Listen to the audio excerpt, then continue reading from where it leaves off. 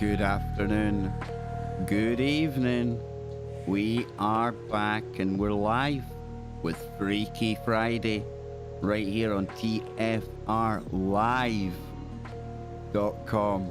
We're going all the way around the world from Australia to Alaska, Norway to Nebraska, thanks to Truth Frequency Radio.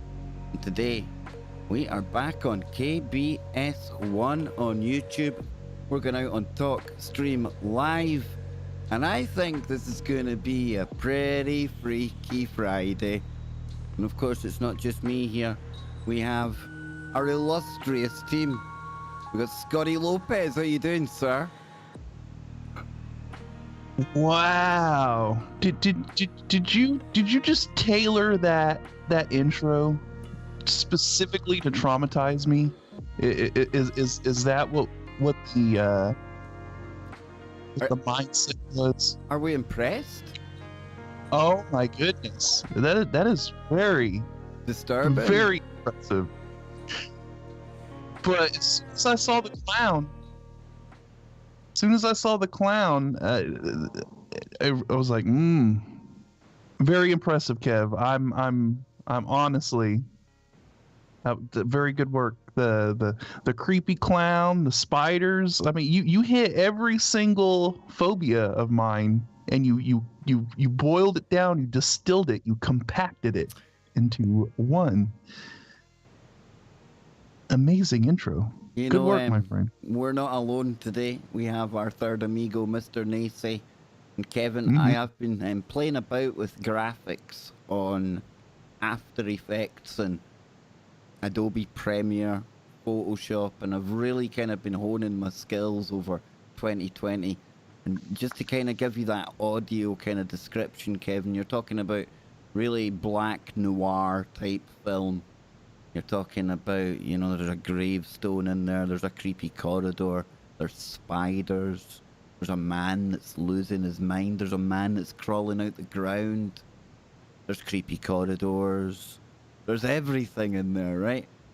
Smoking cigarettes, looking like they're gonna take some creepy old style clowns, like it's like an old film of an old clown, which makes it, I don't know why, but even more disturbing than a normal clown. And clowns are disturbing. We will all agree on that, right? But Kev, Nacy, third amigo, how you doing, my man? I am doing as fantastic as the universe will allow, because I find myself with the presence of your presence. So thank you so much for giving me this opportunity.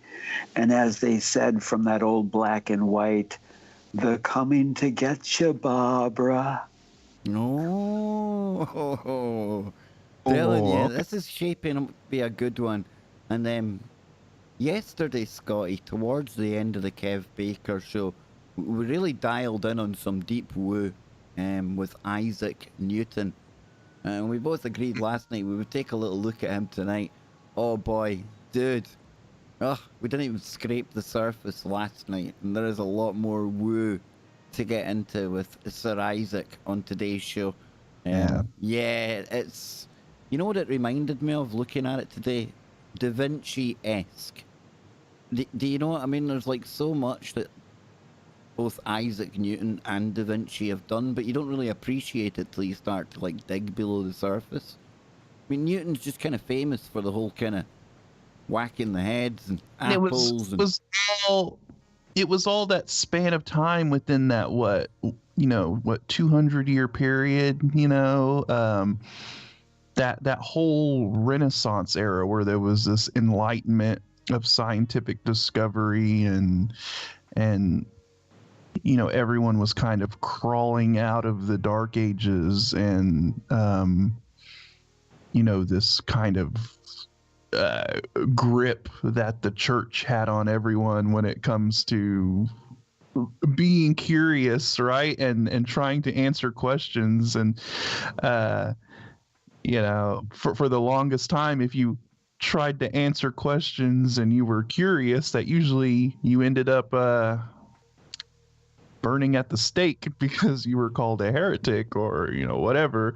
So, No, you're right. I mean, it is. It's kind of like Da Vinci-esque because it's all kind of wrapped into that same time, kind of timeline of this enlightenment and scientific discovery and whatnot. But I had no idea that Isaac Newton was so involved in like studying the occult and all of this other kind of what they would consider pseudoscience today. But I just call it thinking outside the box and looking at all different kind of perspectives and angles and data points or whatever. Very interesting stuff. Very, very interesting. Very. Kevin, have you ever looked beneath the surface of Isaac Newton? Some of the alchemy, some of the apocalyptic and Atlantean kind of stuff that he was getting into. We've got it all today, guys. We've got it all. I'm telling you, interesting chap, Kev. Schoolhouse rocks while I roll. If we take a bite of that apple, down, down, down, down, gravity. I'm ready to get this knowledge going. I think that, like, I dare say if you said to anyone, Isaac Newton, first thing you think of, some dude getting whacked with an apple in the head. It does him such a disservice when you look at all the other woo. For people like us folks, with the kind of minds and the kind of topics that we like to get into, Isaac Newton is like, he's a lord of woo. He'd have made the ideal guest for Freaky Friday, right? Isn't it interesting, how we're taught a very oversimplified, just kind of condensed down version of like who the person is. Like, when I grew up through school, I mean, Isaac Newton was, like you said, he's just sitting under a tree and an apple hit him on the head, and he just came to the sudden realization that he's just that guy. He's just that dude, Yeah, like he didn't do nothing before, he just was some random dude that an apple hit him on the head, and all of a sudden he became this, had this epiphany or something like that. Which, I mean, I'm sure that played a role in it, but obviously this dude was super smart. Right, he wanted to answer questions, the unknown. He wanted to try and explain phenomena that he observed in the world, and I'm sure the falling apple thing, I mean, sure there's something to it, but he probably was like sitting there really thinking, okay, well, there's this force that's pulling something, things are being attracted to it, or stuff is, and then he's trying to explain that. But no, it is interesting though how we're just kind of just taught this really simple version of who the person is, and when you dig deeper, it's like, oh man, this dude was into all kinds of interesting stuff.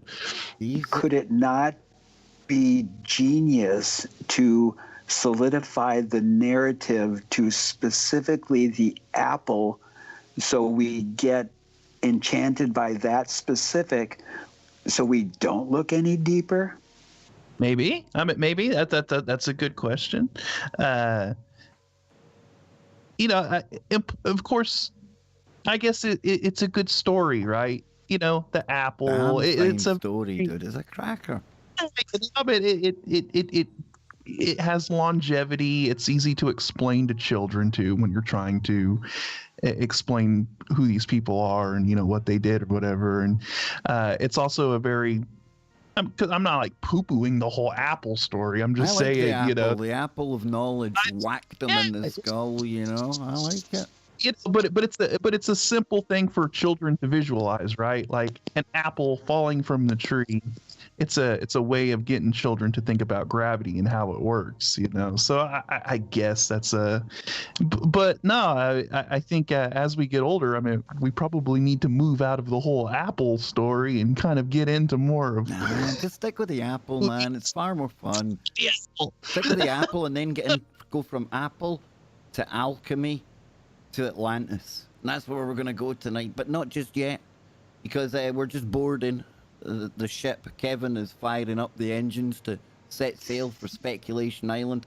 The gangway is still out, so if you want to join us in the Wookiee cave, the galley, on the ship to Speculation Island. Where do we get this from? Where on earth do we Imagineer this from?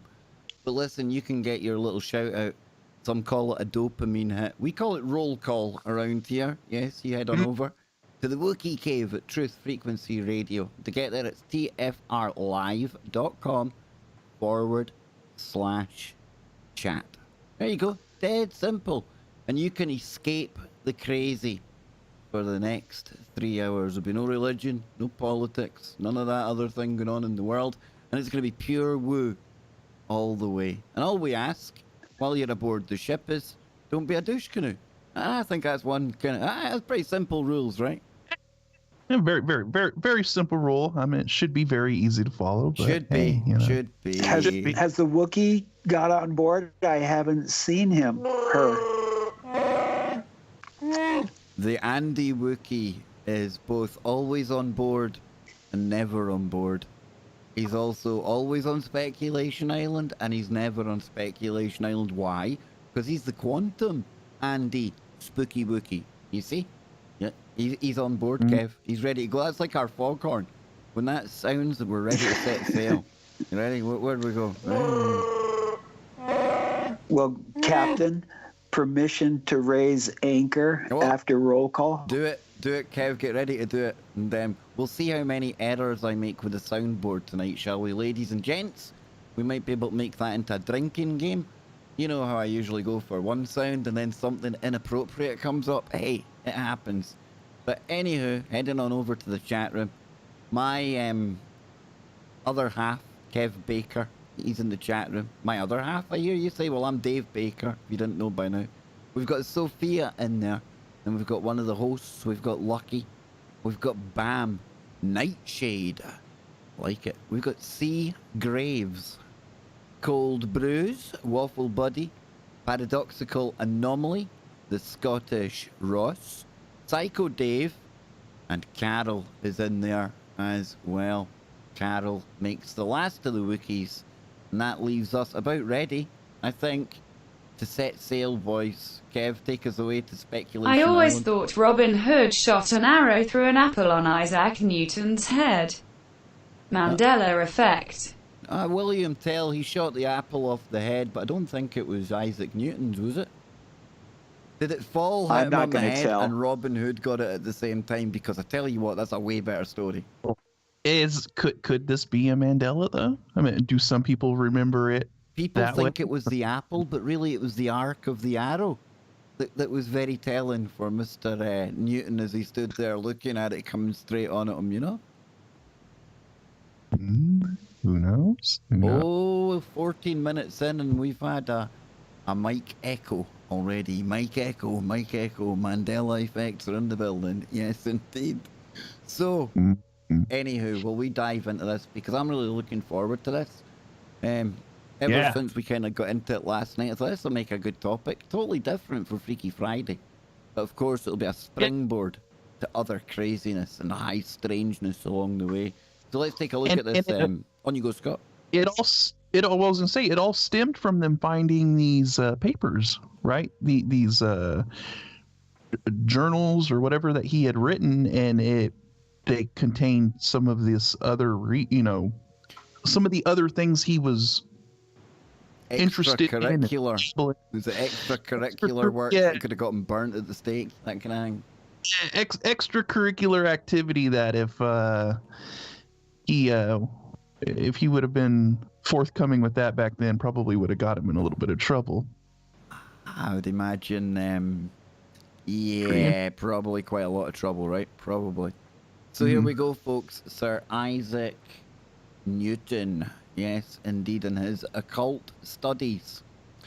So, the English physicist and mathematician Isaac Newton produced many works that would now be classified as occult studies. These works explored chronology, and that's the science of arranging events in the order of occurrence in time. So he was doing the timelines and things. He was doing alchemy. And he was also, as we looked at last night, doing biblical interpretation, especially of the apocalypse. Now, Newton's scientific work may have been of lesser personal importance to him, as he placed emphasis on rediscovering the occult wisdom of the ancients. You see, I was already won over at this part already today, Scott. In this sense, some historians, including economist John Maynard Keynes, or Keynes, Keynes maybe, believes that any reference to a Newtonian worldview has been purely mechanical in nature is somewhat inaccurate. Historical research on Newton's occult studies in relation to his science have also been used to challenge the disenchantment narrative within critical theory. So after purchasing and studying Newton's alchemical works, Keynes, for example, opined in 1942 at the tercentenary of his birth that Newton was not the first of the age of reason, he was the last of the magicians. In the early modern period of Newton's lifetime, the educated embraced a worldview different from that of later centuries. Distinctions between science, superstition, and pseudoscience were being formulated, and a devoutly Christian biblical perspective permeated Western culture. So Newton believed that metals vegetate, that the whole cosmos, matter, is alive, and that gravity is caused by emissions of an alchemical principle that he called salnature. Now, when I was taught gravity in school, they sure didn't sit me down and say, well, the gravity is the cause of something that Newton called a what? Never heard of that in my life before, Scott.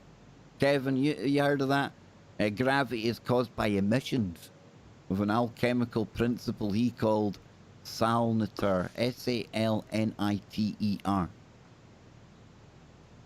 Well, it's interesting that we talk about this today because last night I went to bed listening to Immanuel Velikovsky. Nice. And was that The Worlds in Collision? Correct. Nice. Excuse me.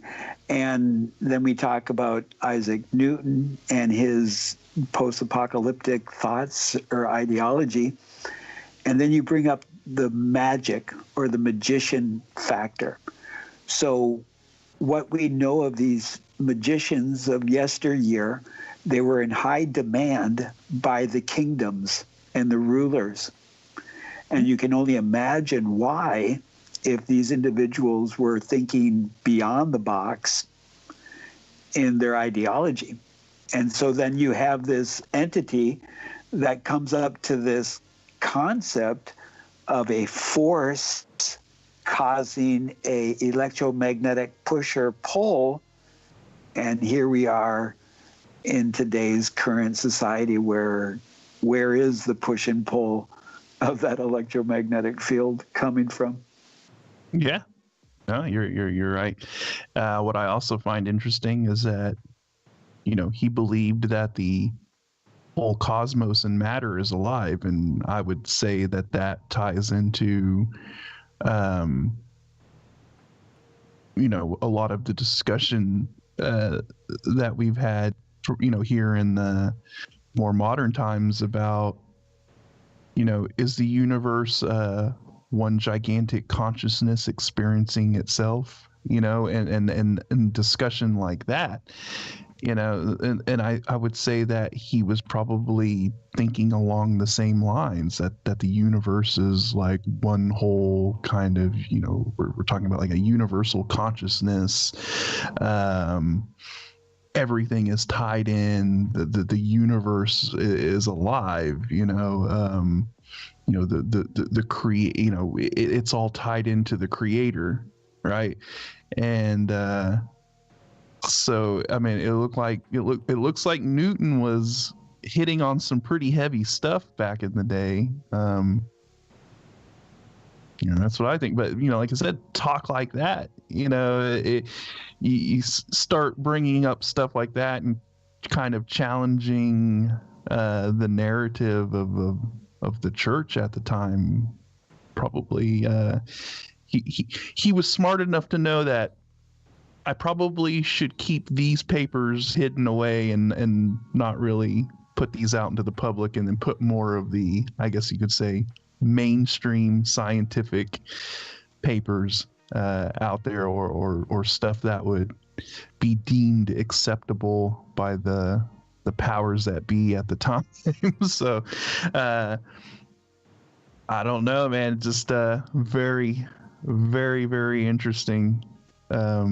Well, if you think of these papers that he had, they were written in code, and where an extremely wealthy individual bought these papers and spent tons of money trying to find the decipher of these, trying to find that Rosetta Stone, because why would Isaac Newton write in code?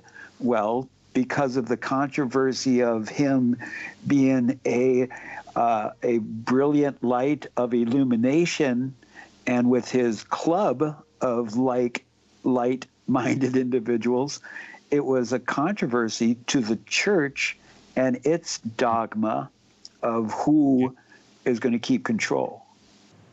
Yeah, and I would say there's going back to what Kev was saying about kind of the similarities between like with Da Vinci, because Da Vinci wrote a lot of stuff and put a lot of code and hidden meaning into a lot of his stuff as well, right? Where you kind of had to decipher a lot of what he was trying to put out there, because it went against the dogma of the time. So you had to be kind of careful on how you put it out there, or only that people who had the knowledge to decipher the information would be able to really understand what was being, the information that was being presented. So, yeah, good stuff. Very, very interesting. This is a rabbit hole that we've only just looked at the event horizon of it. We've not even dipped a toe in this yet. Wait till you hear what gets going with this dude, folks. It's mind-blowing. So we come over here again. Now, I know Wiki isn't exactly the best research tool, but it's deemed an authoritative source in 2021. Make of that what you will. And it lists some of the stuff that he's been working on, or some of the stuff that they get into here. We've got his alchemical research. We've got the Philosopher's Stone. Within that, we've got the Principia, the Key, aka Newton's Clavis, other works. We've got biblical studies, Newton's studies of the Temple of Solomon. Now, I'm really keen to see what that gets into. Yeah, because when it comes to Solomon's Temple, even if I'm watching History Channel, doesn't matter where it gets mentioned, right? The one thing my brain keeps going back to is when myself and Anthony Patch and Kathleen, his wife, we sat down and he says, I want you to try and overlay the quantum chip on the floor plan for Solomon's Temple. And I'm thinking, oh, whatever. Okay, I'll try it. Swear, man, this thing fit like a glove. It was not even funny. All I had to do was shift the perspective, to the way that the chip was, and it was mind-boggling. And then you start to consider that within Solomon's Temple, you had somewhere called the Holiest of Holies, where you could go and commune with higher sources, or some say demonic forces. But you're talking about, literally, when you start to describe it and hear about it, Scott, sounds like it's almost shielded from electromagnetic waves and anything that would cause decoherence. It starts to look a little bit quantum in there, man. Wasn't the temple? I'm not an expert on it either. I'm not an expert in biblical. I can only stick the microchip on top of it, dude. That's my whack, Yeah. Well, wasn't the Ark of the Covenant held in the Temple of Solomon? Argued that's one of the relics that our Templar friends may or may not have away to Oak Island, Scott. No. Yeah. So. The Ark of yes. the Coven, yes. The Ark of the Circle. There you go, man. And the Ark of electricity. That's what I think. That's Cosine, sine wave, and sacred geometry, and the Fibonacci sequence or golden spiral of King Solomon's temple. See, it's dragging us there, so we're going to look at that, right? But just to rattle off some of the other ones, Newton's prophecy, we looked at that yesterday, 2060. That's when that comes to fruition, but we'll go and check that. 2016, it gets into something as well called Newton's chronology, and under Newton's chronology, do you know what it gets into? It gets into what Isaac Newton had to say about Atlantis, ladies and gentlemen. Atlantis. We'll be back after these short and wonderful messages from our network hosts. We'll be right back. Yes, indeed. So, what a brilliant first segment, guys. Sorry to interrupt you there, Kev. Brilliant first segment. And are we ready now to see the full intro? Are we ready now to gorge over the graphics, boys? Kev, yes. You're just gonna have to trust me, dude. This would freak you right out. Think of the start to a horror movie or something, man. It's not good, is it, Scott? Yes, Kev. Go ahead. Traumatize me once again. Okay. Since you insist, Scott. Since you insist, right? We'll get it all queued up here. Here we go now. We all float down here.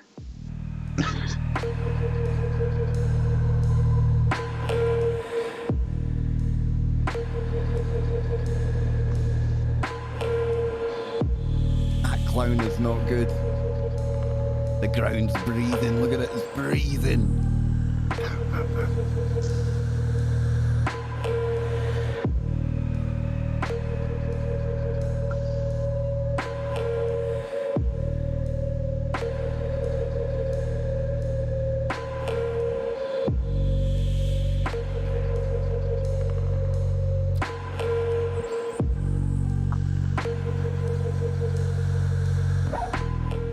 Me when I've run out of PPP, it's not big and it's not clever and it doesn't look great, but it's how it looks, folks.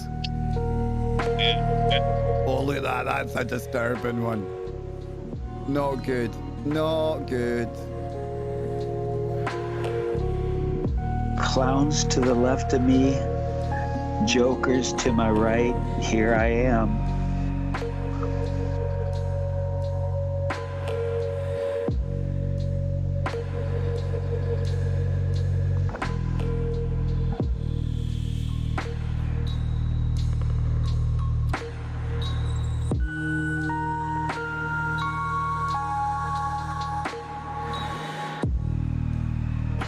Bit I made a mistake of, man. I don't know why I lifted that particular little segment. There's another bit where a guy comes flying out of the ground. Ah! People are thinking, no, it's okay, Kev. It's alright.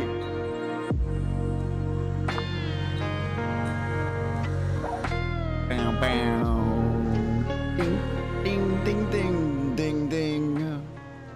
Goes perfect with the music, too. Doesn't it?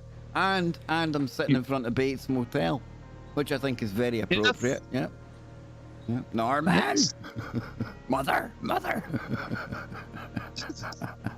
As long as it's not the Master Hotel. Absolutely, young man. Absolutely. You're either one of them, though, or you're a liar. Boom, boom. Anyway, moving on. Moving on. When we come back after the break, folks, which is like, holy shamoly, look at the clock, Kev, it's round about now. We're going to get into even more of the Isaac Newton codes, puzzles, riddles.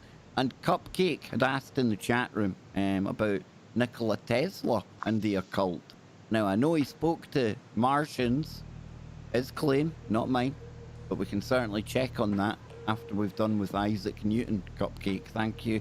Big thank you to Julian, Lessons for Life as well for the super chat. I don't know why Cupcakes didn't play, but we'll try and fix it. Here we go, folks.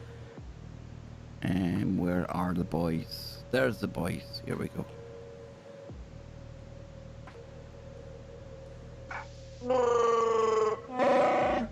We're back. We're live. And we're getting into Isaac Newton on Freaky Friday. Not doesn't exactly. It's not the first thing you would think of when you think of a Freaky Friday, Scott, Kev. However, I think he makes a good, interesting case subject for a conversation or two, don't you think? Definitely. With all of this information coming out, well, I guess it's been there, but this information that I never really looked into of his interest in the apocalypse and alchemy and stuff that would be deemed pseudoscience or, Didn't know he was considered the last magician, Scott. No, the last magician. Yeah, exactly. Don't tell Johnny King. Don't tell Johnny King. No, don't, because then he'll be on a mission to prove everyone that he's the last magician. And you don't want that. You don't want that. You don't want that. But like I said, we've been taught to think that, like Isaac Newton, and that there are all these like men of science whose research and study is on this really hard logical path, you know what I mean, of just hard concrete science with definitive results, and you've got to when actually there's a lot more to the man than what we've been taught, and that his interests and his the things he was looking into, dabbled into things that, a lot of the stuff that, we look into. He was thinking outside of the box. He was trying to look for answers from all different resources and aspects and, perspectives. He left the given box that most of us are in, and had he started reaching into, I'll get you to comment on this, Kevin. We talk about the Akashic records. Possibly a quantum field, a conscious field where information is. We mentioned Tesla during the break, and we're going to take a look at him later in the show. You've got him. You've got others, and Da Vinci, we've talked about him before. Would you say Isaac Newton is maybe one of these people that gets glimpses of what appears to be information way ahead of his time? What do you think, Kev?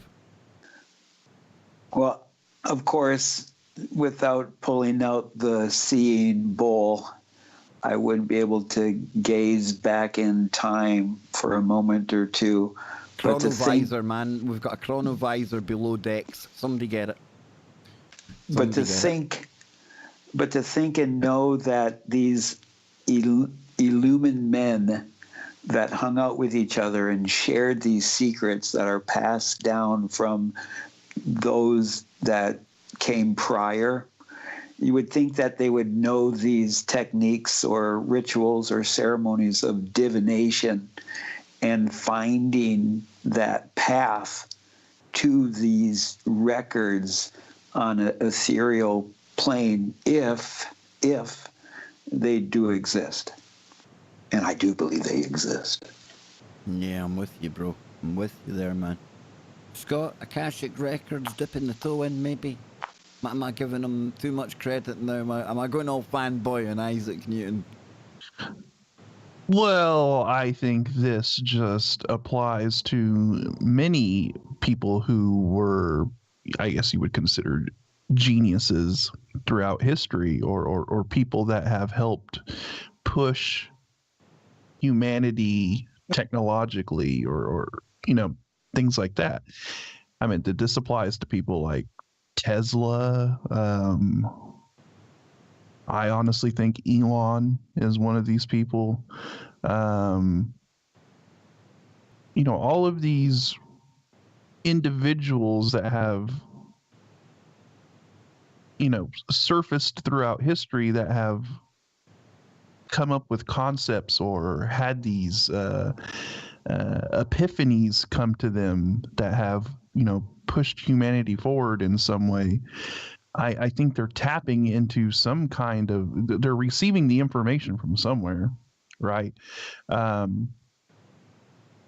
You have, I think it was like Tesla saying a lot of this stuff came to him in dreams. And you see that that's a common thing among a lot of these people, a lot of these, genius level savants or great scientists throughout history or inventors, that they seem to just this information comes to them from somewhere. And I think that that's what we're talking about here, is like this Akashic record, or the ether, or whatever kind of name you want to put on it. It's all of this information already exists in the universe, right? Because time doesn't exist like on a quantum level or anything. Everything past, present, future all exists at once, so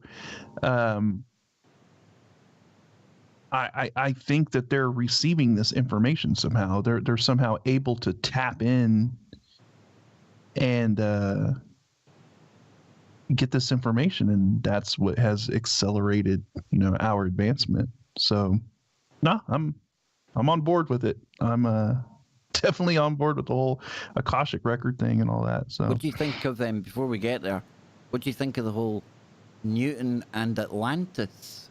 Not somebody I would necessarily think of if I was looking for Atlantis info, That's what I'm saying, man. I mean, this is a whole aspect of Isaac Newton. I had no idea. I had no idea he was interested in Atlantis or looking into, researching things, and that tied in with Atlantis. So, I mean, that's cool, and it just shows how long people have had a fascination with that supposedly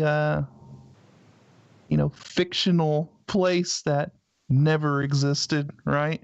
It was just a story, Kev. The Greeks had nothing better to do than to right. The excitement that I have when we bring up Atlantis is from my own heritage, when I have asked some of my elders, where do we, the Anishinaabe, come from? And one of the stories that come up for an explanation is that we were the descendants of Atlantis, and that Atlantis was a name and semantics, just as we use the word Earth. At one time, the entities of this planet called it Atlantis. I have heard that same thing from natives as well, that say that they're the descendants of the Atlantean civilization. That they're kind of like, they descended from what may have survived. After a remnant. A remnant, yeah, they're like a remnant of that. So with it being some kind of big flood, maybe you find them washing up on continents here, continents there. I think it was a global thing anyway. I know they talk about the city, like the circle within the circle from Plato's description, but I think it was all across the world, man. It was a reset, man. Like the Atlantean civilization, whatever cataclysm occurred that, wiped everything out, and there was only Earth's rotation started speeding up, Scott. We best be careful in case that starts happening again. Oh wait, yeah. What else would push an individual, when you learn of Atlantis and you learn of this cataclysm that occurred, and then here in the book of the Bible, in Revelations, they talk about another cataclysm occurring. So why not look into the feasibility of how can I calculate this date of when it's going to occur? Because wouldn't you want to share? Because no man knows the hour. If you're going to reference the Bible, you have to take that part with it. No man knows the hour, Kev.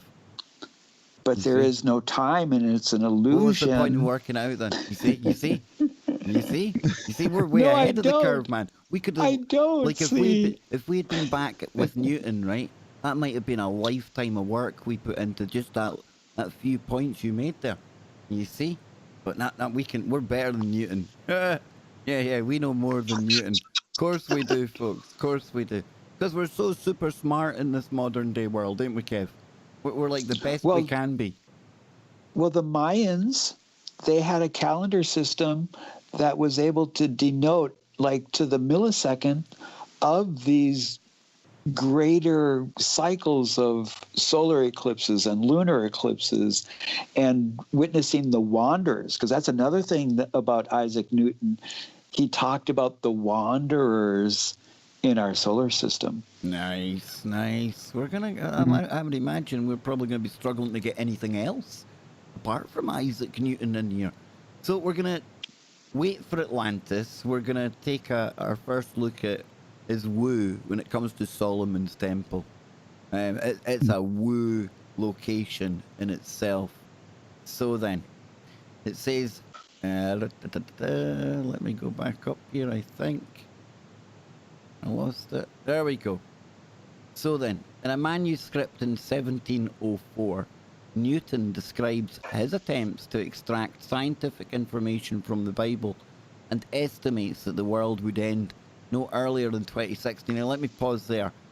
Kev, this kind of ties in with what you were saying. Do you think that contained within the Bible there is hard science that's still waiting to be decoded by people like us? Well, if I look through my experiences and learning about astrotheology and seeing how it correlates with these scriptures of antiquity, that these individuals that are in the club, they would use these codes with their messages, with their journals, with their books, because should everybody have this information? Because with knowledge comes great responsibility. It surely does. It surely does. So it goes on to say here, in predicting this, he said, "This I mention not to assert when the time of the end shall be, but to put a stop to the rash conjectures of fanciful men who are frequently predicting the time and the end." He was trying to put an end to LARPing back in the day, folks. I was about to say, dang, Isaac Newton was calling Begley out back in 1704, man. He got fed up of the Begleys of his time and he thought, no more. Enough of this. I'll quash this. It's way, way in the future. Now shut up, stop your LARPing, and get back to whatever you do in the 1600s. Brilliant. I love this guy. I know, I'm liking Isaac Newton even more now. Forget Sir Isaac. It should be Saint Isaac Newton. And by doing so, bring the sacred prophecies into discredit as often as their predictions fail. I'm telling you, man, he's on it. So anyway, studies of the Temple of Solomon.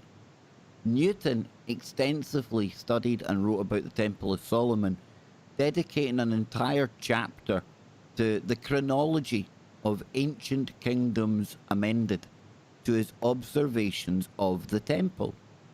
Newton's primary source of information was the description of the structure given within 1 Kings of the Hebrew Bible, which he translated himself from Hebrew, as you do, with the help of dictionaries, as his knowledge of the language was limited. I mean, this is just a mark of the kind of guy he is, right? Hebrew, no problem. I'll crack it. I like how he said, you know what? See, more evidence here to show that Newton was a cool guy, because he's like, you know what? We're not going to use that King James version. We got to go back to the old school. We got to go back to the real deal. You know what I mean? He knew to go to the original documents, text. Links, and connections. The man had the lot. Yep. And he didn't let anybody translate it for him. He translated it himself, so he knew for sure that he was getting the proper translation and all that. Nice. He's due diligence. Due diligence. We like it, man. And would we speculate that he was using a different calendar system than the one of his day? Who knows? Who knows, dude? We might get into that. It might even bring it up. With how out of the box he was thinking, I mean, he probably was using multiple different calendars. Man, he wasn't using calendars. He had his own accounting system. He had the sun, you know? In addition to scripture, Newton also relied upon various ancient and contemporary sources while studying the temple. You see, he's cross-referencing, man, we're loving it. He believed that many ancient sources were endowed with sacred wisdom, and that the proportions of many of their temples were in themselves sacred. Now, this belief would lead Newton to examine many architectural works of Hellenistic Greece, as well as Roman sources such as Vitruvius, in a search for their occult knowledge. This concept, often termed Prisca Sapientia, sacred wisdom, and also the ancient wisdom that was revealed to Adam and Moses directly by God, is a common belief of many scholars during Newton's lifetime. Okay, that got lost. We didn't get that class in school, guys. Don't remember that lesson where Adam and Moses were like chilling out with God and he was giving them like the inside scoop. Where did that go?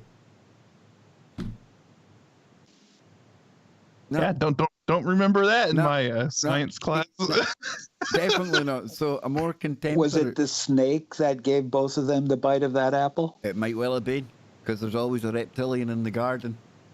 A more contemporary source. I tell you, talking of that though, totally. Well, it totally connects. But on History Channel right now, I don't know about the US, but over here in the UK, I mean, it might be something that's been on for years. I don't know, but I came across it today. The secrets of the Garden of Eden. Oh my word. Ooh. From locating it, like its physical location, to some of the woo in it. Mind blowing. Mind blowing, boys. But anywho, back to it. A more contemporary source for Newton's studies of the temple was Juan Bautista Villalpando, who just a few decades earlier had published an influential manuscript entitled Ezekium Explanationes Apparatus Urbis ac Templi Hierosolymitani. Doom. Ooh, that just rolls off the tongue, don't it? Doesn't it? I'm glad they're going to just call it Ezekiel in a minute.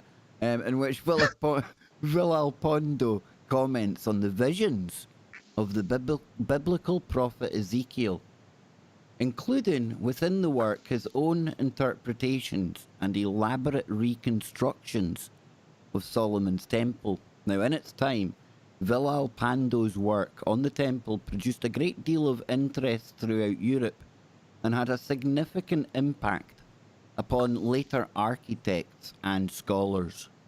As a Bible scholar, Newton was initially interested in the sacred geometry of Solomon's temple, such as golden sections, conic sections, spirals, orthographic projection, and other harmonious constructions. But he also believed that the dimensions and proportions represented more. He noted that the temple's measurement given in the Bible are mathematical problems related to solutions for pi and the volume of a hemisphere. V equals, and then in brackets, 2/3, close brackets, pi, and then radius cubed, I think. Don't ask me. Probably all wrong. And in a larger, I think it's right, in a larger sense, that they were references to the size of the earth and a man's place and proportion to it. Now, we've heard this about monuments before, guys, right? The pyramid comes to mind. There's a whole heap of different math encoded into the pyramid. Now, are we talking about any time we look at one of these ancient buildings then? And I'm thinking of Roslin Chapel, because I've been there. I can think of it physically. You know, that place to me, when you look at it, it even looks like there's more going on if you just knew what you were looking at. Do you know what I mean? It's so ornate, the number of things.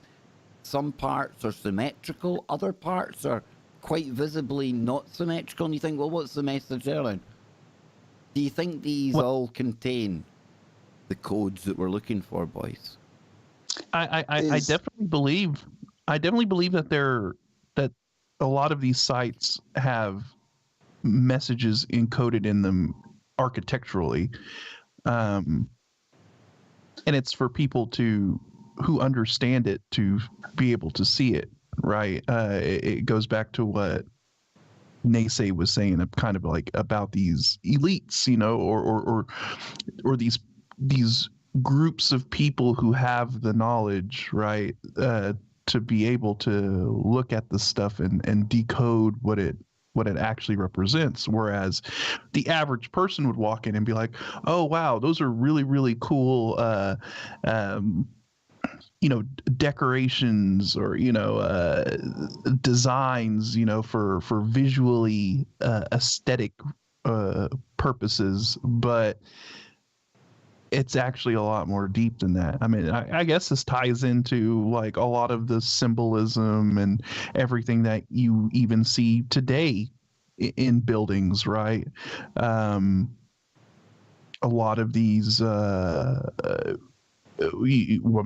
go through the Washington D.C. and how that was all laid out, and a lot of the planning and construction and architecture behind all of that, and you start to notice that there's a lot of sacred geometry and code and a lot of occult kind of symbolism, just within the architecture and the layout of Washington D.C. So I definitely believe that Newton understood this and was probably trying to decipher a lot of these designs, these architectural designs, because it did, you know, it does contain mathematics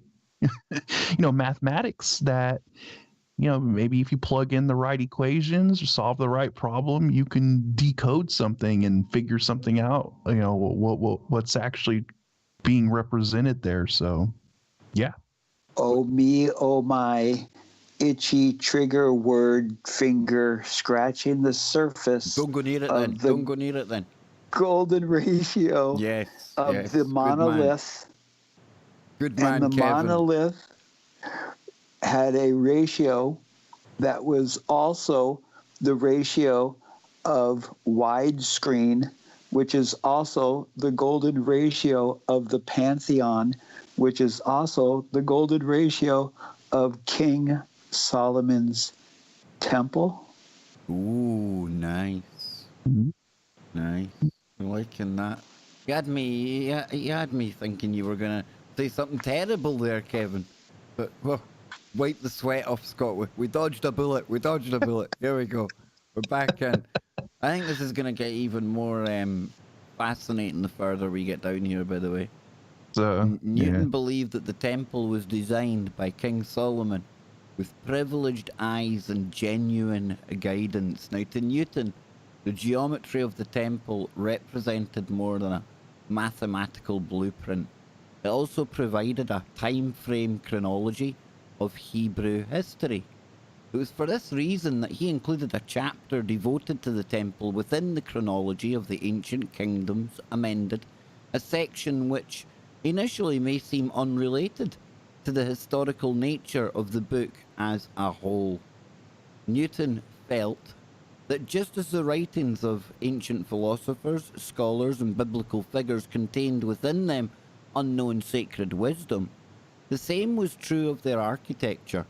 He believed that these men had hidden their knowledge in a complex code of symbolic and mathematical language that, when deciphered, would reveal an unknown knowledge of how nature worked. Kind of holographic that as well when you think about it, right? When you encode like the whole into what in this case like the the monuments, but it's got like contained within it the codes to unlock the world. I don't know, it's something pretty cool about it, right? Yeah. If I may be the naysayer, sorry, Scotty, but how did these individuals know what Isaac Newton felt or believed? Well, it looks like they're taking it from his writings here, the chronology of ancient kingdoms, Kev. It looks I get it. I'm just being the naysayer. I'm sorry. There's always one, isn't there? We don't do that on Freaky Friday. We don't roll like that, Scott. There's always one. Newton felt that just as the writings of ancient philosophers, scholars, and biblical figures, we got that, In 1675, Newton annotated a copy of Mana, a distinction of the nature of alchemy, an anonymous treatise, which had been given to him by his fellow scholar Ezekiel Foxcroft. What a bloody brilliant name. Ezekiel Foxcroft here, ladies and gentlemen. In fact, forget Dave. Ezekiel's the other dude now. In his annotation, Newton reflected upon his reasons for examining Solomon's temple by writing. So here you go, Kev. This is how they know. We'll know on the other side of the break. Don't go anywhere, folks. We are going to be right back. If I can find Skype, where are you going? There we go. We're out of here. There we go. There we go. I couldn't find Skype, man. I've got that many things open here. It's like, where's it gone? I'm trying to set up all the Streamlabs thing. We've got a text box, a chat box that's going everywhere. Dude, it's like, Hey, I completely understand when the battle station is loaded with windows and multiple tabs and you're in a precarious position, Scott, because any wrong move and you could close something critical to the operation, you know? Yes, like I literally have like three windows open with my face because of all the weird camera stuff I'm doing, and it's wild. So, it's Kev, wild. Can I ask where your deep-stemmed dislike for Isaac Newton comes? Did you get abused by a college tutor or something after a lesson about an apple and gravity? Is this where it stems from, Kevin? Oh no, the deep stem was missing its cap, but I ate it anyway before the show. Nice. Okay. Very good. Okay. Probably not the best way to do a Freaky Friday. No, definitely not. Oh no.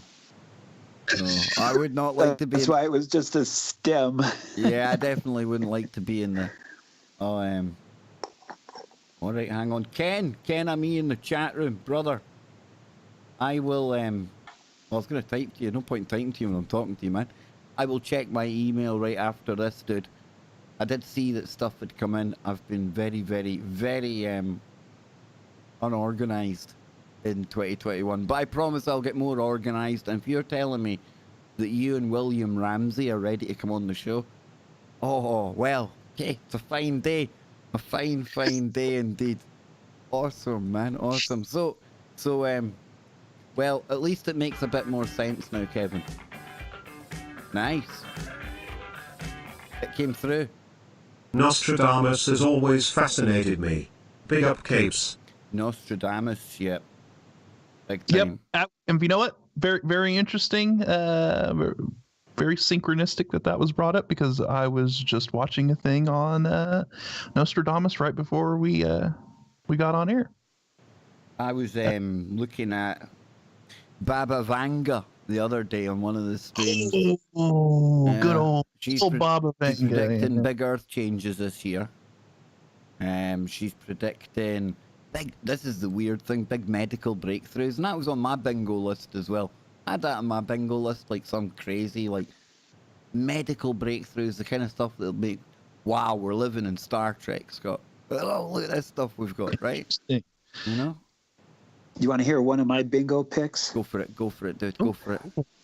I envision that soon we're all going to have these anti-gravity orbs that are right outside our door, like a mailbox.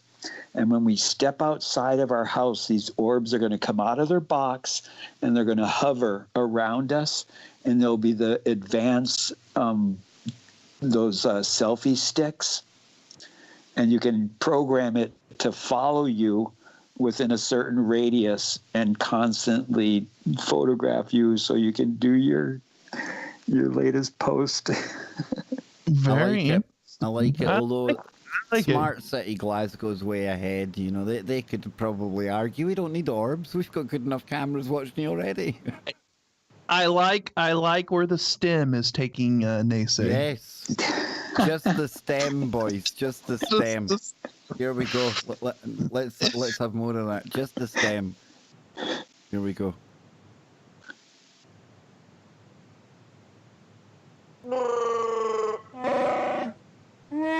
Oh, 1 hour down, 2 hours to go, and I think you'll probably, I hope you will agree that this has been pretty interesting so far. Isaac Newton, according to Wikipedia. But of course, you've got me, you've got Scotty Lopez, and you got Nacy. And you come here to hear our witty banter and how we string things together. And if it's not just the tip, it's just the stem. That'll be very appropriate for tonight's show. But yeah, I'm enjoying this so far. 2 hours to go. And then, as if that isn't enough, you're going to be heading right on over into more woo. I can guarantee it. Scott can guarantee it. Nacy can guarantee it, because one of our favourite shows comes up right after this. And it is Paranormal Portal with our good friend Brent. We'll need to be looking at the calendars and finding out when the next 13th, Friday the 13th is, gentlemen, because that will be a 5-hour extravaganza again. Oh, man.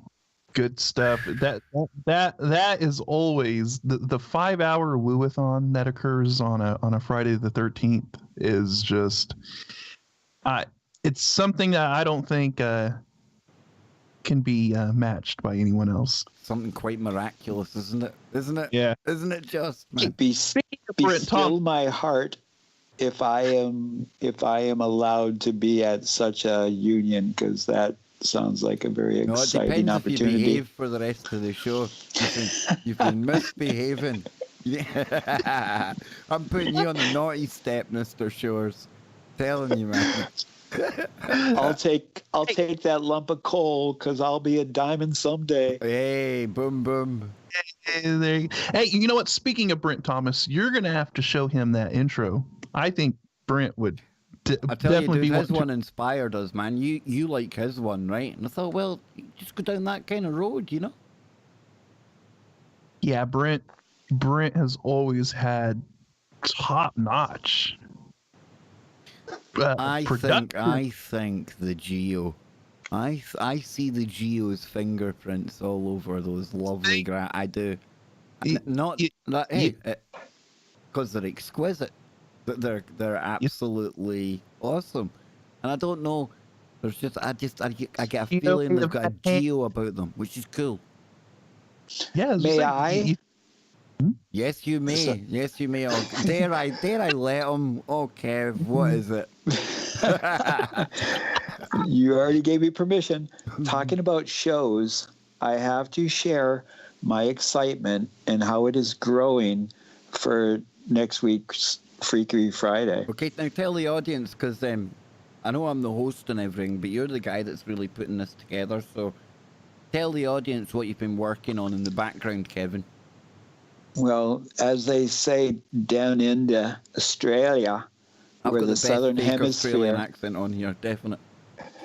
When the southern hemisphere joins up with the northern hemisphere next week, January 15th, on Freaky Friday with the Woo Crew, we have some beautiful, wonderful entities from down under that's going to join us. Our lovely friend Luna.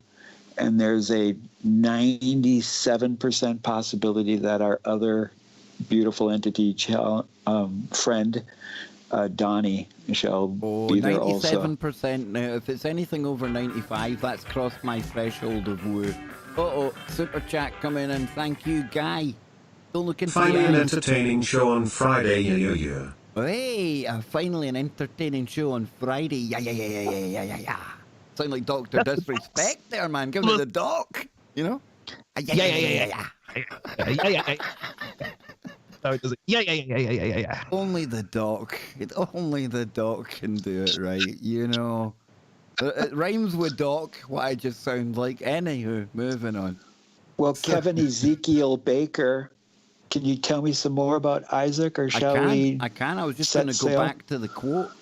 I've got that quote that was going to shed light on how these people knew what he was thinking, Kevin. I told you we'd have you covered. It says, this philosophy, both speculative and active, is not only to be found in the volume of nature, but also in the sacred scriptures, as in Genesis, Job, Psalms, Isaiah, and others. In the knowledge of this philosophy, God made Solomon, the greatest philosopher in the world. Now, that's allegedly taken from the Newton reflected upon it in his writings, so I think that's where we're getting it from. And even Newton, right there in that very first sentence, he said, "Look, we're setting sail for Speculation Island, possibly." You know, love it, Scott. He was an early inhabitant, man. One of the original founders of the island. Maybe he discovered the island. See, Kev, when we get on Speculation Island, we're gonna find a money pit, and it's gonna be the Isaac Newton money pit. That's what it is. That's what it's gonna be, my man. It is. So it says during Newton's lifetime, there was great interest in the Temple of Solomon in Europe, due to the success of Villalapondo's publications and augmented by a vogue for detailed engravings and physical models presented in various galleries for public viewing. In 1628, Judah Leon Templo produced a model of the temple and surrounding Jerusalem, which was popular in its day. And around 1692, Gerhard Schott produced a highly detailed model of the temple for use in an opera in Hamburg composed by Christian Heinrich Postel. This immense 13-foot, 13 folks, and 80-foot around, which is 24 metres, was later sold in 1725 and was exhibited in London as early as 1723, and then later temporarily installed at the London Royal Exchange from 1729 to 1730, where it could be viewed for £0.50. Cheap. Well going cheap, folks. Isaac Newton's most comprehensive work on the temple, found within the chronology of the ancient kingdoms amended, was published posthumously in 1728, only adding to the interest in the temple. Oh, nothing like the lost works of Newton coming out after he had passed, eh? Oh, the Betty the LARPers LARPed on that one. He would have been raging, Scott. Raging. We know why you didn't like a LARPer, did our Newton? Wasn't happy with those sorts.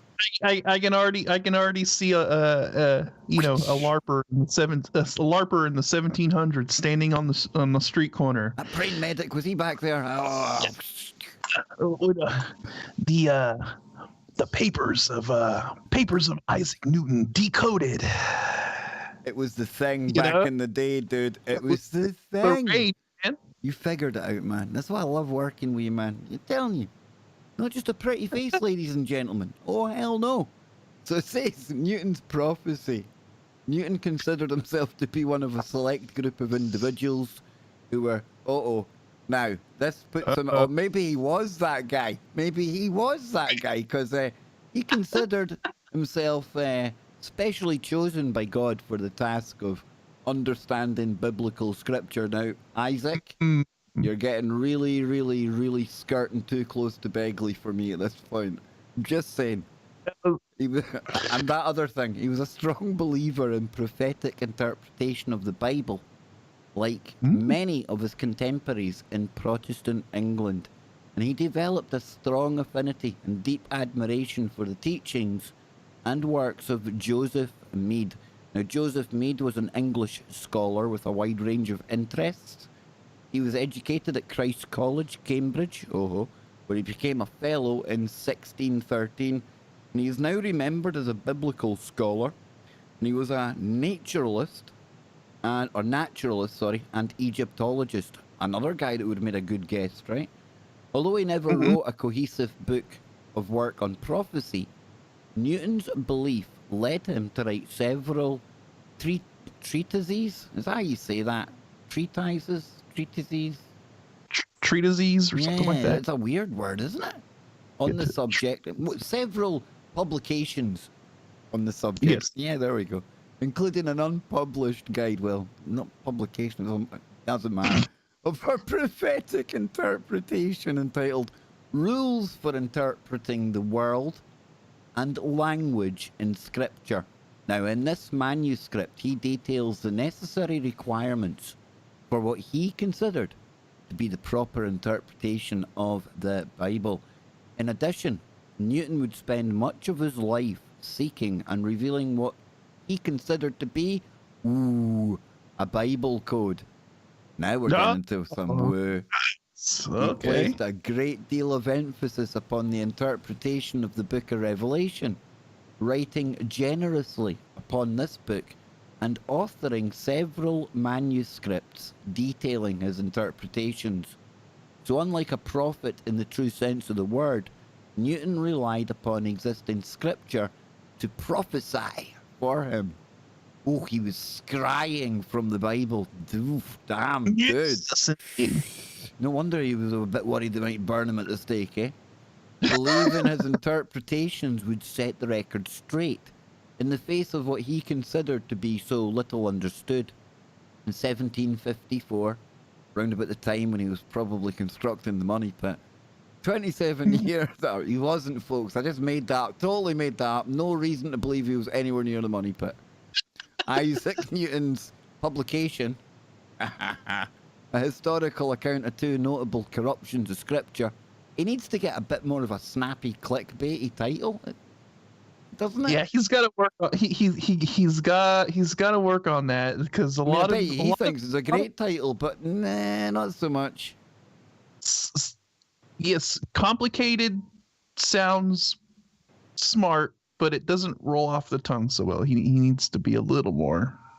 Exactly, Yeah. exactly. And although it did not argue any prophetic meaning, it does exemplify what Newton considered to be just one popular misunderstanding of scripture. Now, although Newton's approach to these studies could not be considered a scientific approach, he did write as if his findings were the results of evidence-based research. I like it. So in late February, yay, on you go, man. I like how they're like this wasn't done in any scientific manner and this is just ridiculous. But Newton wrote it down. I was going to say, don't tell Isaac Newton that. Yeah, I know. He'd be like, he'd be looking for whoever the editors of Wikipedia are. He'd be like, who calling me out? Who is calling me out? I've got apples, I've got Robin Hood, I've got all sorts here, man. I've got a prism that'll shine light at you. You know what I'm Blasphemer. Isn't it? I'm telling you, dude, I bet they called Do not him that. speak against the church. I bet you, though, I bet you there was a lot. I bet you, like, he was doing this, his day job, apples, gravity, that stuff. But by night, ladies and gentlemen, So, in late February and early March 2003, a large amount of media attention circulated around the globe regarding largely unknown and unpublished documents, evidently written by Isaac Newton, indicating that he believed the world would end no earlier than 2060. The story garnered vast amounts of public interest and found its way onto the front page of several widely distributed newspapers, including the UK's Daily Telegraph, Canada's National Post, Israel's Mariv, and Yedot Aronot, Shalom, and was also featured in an article in the scientific journal Canadian Journal of History, Television and internet stories. I thought that was funny. Come on. Television and internet stories in the following weeks heightened the exposure and ultimately would include the production of several documentary films focused upon the topic of 2060 prediction and some of Newton's lesser known beliefs. Guys, have at it. What do you think of this? Well, first of all, I would kind of be interested in watching some of these documentaries. I had no idea that there was a whole kind of that there was a lot of attention around this back in 2003. Of course, there was a lot of things going on in 2003 around the world at the time that probably took away from a lot of that. But yeah, that's very interesting. I'm actually genuinely interested in looking up what some of these documentaries are and like digging into like what Newton actually really, why he put this kind of this rough date on it where he said it's going to be no earlier than 2060. So it's basically 2060 onward. It could be, Killing that LARP dead back in the day. I don't want to hear any of your 1729s, 17... Throw it way in the future, man. None of your September 23rds. I would have imagined, though, right, Kev, if I'd came across this in 2003, I'd have been quite quick to dismiss this. Because I was convinced it was going to be 2012 at that point. 2060 seemed way too far out. But what say you to the 2060 date, Kevin? Well, where my challenge would be, if he was researching ancient Hebrew, they have a total different calendar, because according to the Hebrew, it's 5871 right now. But depending upon, I'm trying to remember when the creation of the Gregorian calendar was, if that was prior to Isaac or if it was after Isaac. And so that in itself would throw a little twist on it, because who knows, what if his calculations... brother, 1582, it was around, but only about maybe 150 years or so. So then my question would be that if no man shall know the hour, am I going to talk about some type of scoundrel or snake entity that doesn't want to tell man the time? Who knows, man? Because if it is all about this sacred geometry and these circles within circles, and then you look at his introduction of calculus, you find all of these mystery Babylon teachings, because then you get into the whole thing of how he was able to see literally something new. Because have you found out about the research of how he manipulated his own eyeballs to try to change the way he looked at things? Yeah, he was very interested in light. Very. Some would say maybe obsessed. And that brings a whole rabbit hole and a whole topic of, what was he trying to look into other spectrums? See beyond the normal spectrum of light that humans can view. I mean, we have that very, very narrow spectrum of going from violet to red, and he understood this. I mean, he had the prism. He was able to split light and demonstrate this, and I'm sure he probably was wondering, I wonder if we can see beyond this spectrum. I'm actually quite grateful that we only see this small slither. Can you imagine what it would be like if we seen everything round about us? Holy shamoly. Information overload. Our brains wouldn't be able to comprehend it. Yeah, exactly, Scott. The graphics card would crash way before we got there, right? Too much, definitely. Yeah, trying to pump a 32-bit image through a 8-bit video card or something. So we're gonna get to how he got to his 2060. It says, to understand the reasoning behind the 2060 prediction, an understanding of Newton's theological beliefs should be taken into account, particularly his apparent anti-Trinitarian beliefs and his Protestant views on the papacy. So both of these lay essential to his calculations, which ultimately would provide the 2060 timeframe. Says the first document, part of the Yehuda collection, is a small letter slip, on the back of which is written haphazardly in Newton's hand. It says, Prop 1, the 2300 prophetic days did not commence before the rise of the little horn of the capital letters he-goat. I think he was an early version of a quantum fortune cookie. I really do. 2, those days did not commence. And it puts A and then kill brackets F. Kill brackets close. Oh no. Oh no, I've got a new theory now, folks. Just wait until after the weekend. I've got a theory developing here. I've got a new theory about Time traveling Isaac Newton. Did not commence after the destruction of Jerusalem and ye temple by the Romans. And then, he's got the kill brackets again. D closes the kill brackets and then it's got 70.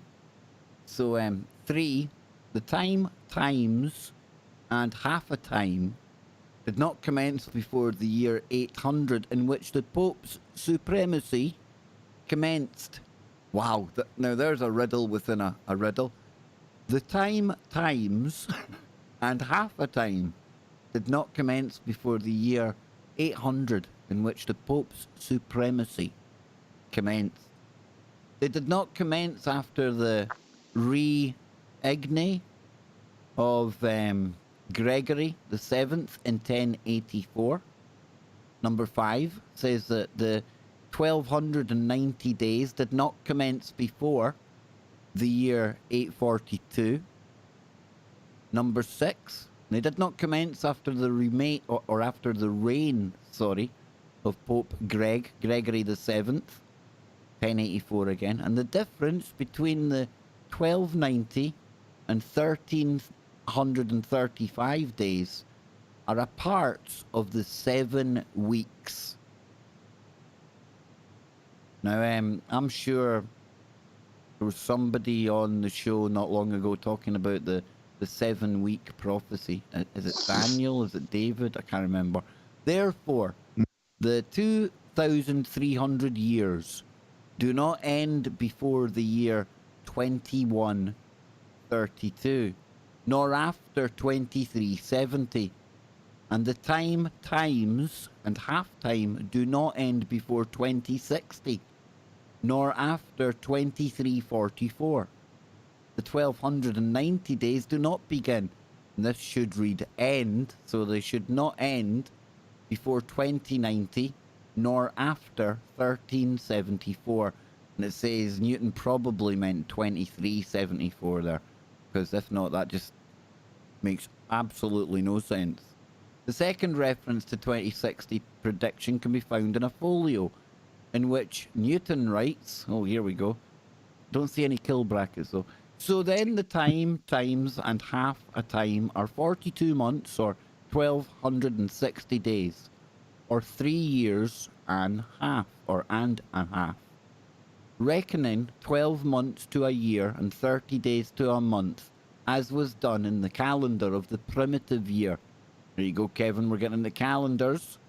And the days of short-lived beasts, capital, being put for the years of lived, and that says for long-lived kingdoms, the period of 1260 days, if dated from the complete conquest of the 3 kings, AC 800. Now, that must be when you had what it talked about, the popes. It said something about the popes earlier on about the year 800 that it was. That's when the Pope's supremacy commenced. Yeah. So, and will end in AC 2060. It may end later, but I see no reason for it ending sooner. This I mention not to assert when the time of the end shall be, but to put a stop to the beglies and the fanciful men on Twitter who are frequently predicting the time and the end, and by doing so bring the sacred prophecies into discredit as often as their predictions fail. Christ comes as a thief in the night, and it is not for us to know the times and season which God hath put into his own breast, says the man who has spent a large portion of his life trying to figure out the very day, the very hour, and by the looks of it, the very bloody minute that it's going to end, you know? Just saying, guys, just saying. I think what what Newton was probably doing was trying to recognize some kind of a cyclical pattern that he could find, encoded in the Bible, and we talk about like time not existing and everything happening at once and all of that stuff, and yeah, I mean that is the case, but we're talking about like on the quantum level and all of that stuff, but things do happen in a cyclical manner. I mean, we do use time as a unit of measurement, right? I mean, so I think maybe he was onto these cyclical catastrophes, cataclysms, or something. I think so. We're halfway through and there's no cataclysms happening here, folks. No, we'll be back after the break. Don't go anywhere. There we go. Right, I'm going to go and make a coffee, boys. So I'm going to shove on the spookiness, right? We'll get the spookiness on. And I got a big shout out to all of the super chats that have come in. I still don't know where your one went, Cupcake. But I've got it noted down here that Cupcake wants us to take a look at Tesla and the occult. That fits perfectly, so we'll get there. Guy, DJ, Lessons, that's Julian, and Leslie, thank you very, very much. Now enjoy the creep factor.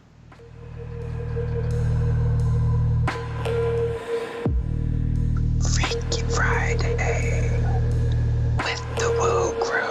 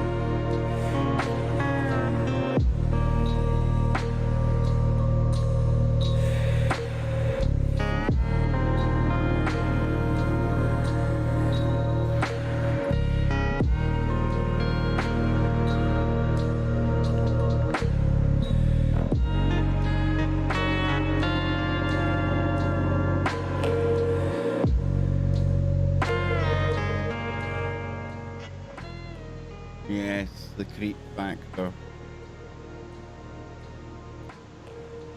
Definitely dialed up. Let's check this. Yeah, get the clock up. Halfway through already, boys. Flying. Oh. Yeah. Yeah. It's good information. Just very interesting stuff about Isaac Newton, It's it'll be good when we get down to the Atlantis. Atlantis, man, Atlantis. Where the hell did Atlantis come from?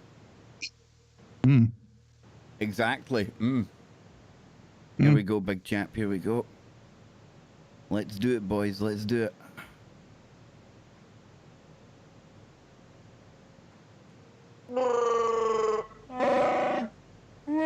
Brent Thomas will be here. He'll be live right after Freaky Friday concludes on your number one network, Truth Frequency Radio. Thank you all for supporting the show and the network. Around about 30 hosts, all doing our own individual, independent thing. And that's why I can, hand on heart, tell you that I know, I am definitely certain that there's going to be something for everyone over on TFRlive.com. There's plenty like Freaky Friday. There's plenty that's not like Freaky Friday. You get all sorts over there, and then some.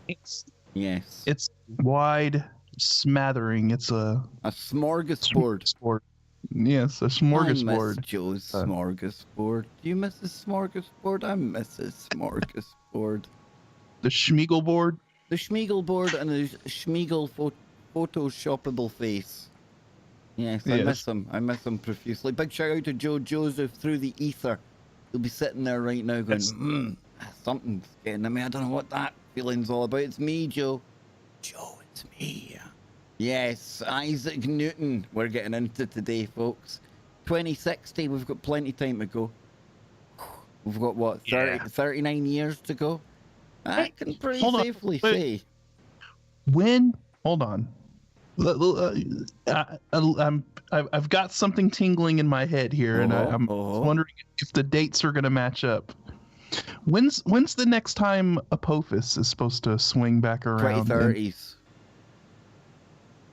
No, I heard that like the next really bad swing around was going to be in the 2060s, possibly. I don't know. We'll have to look that up, maybe. 2029. What if he forgot to carry the one? 2029. Yeah.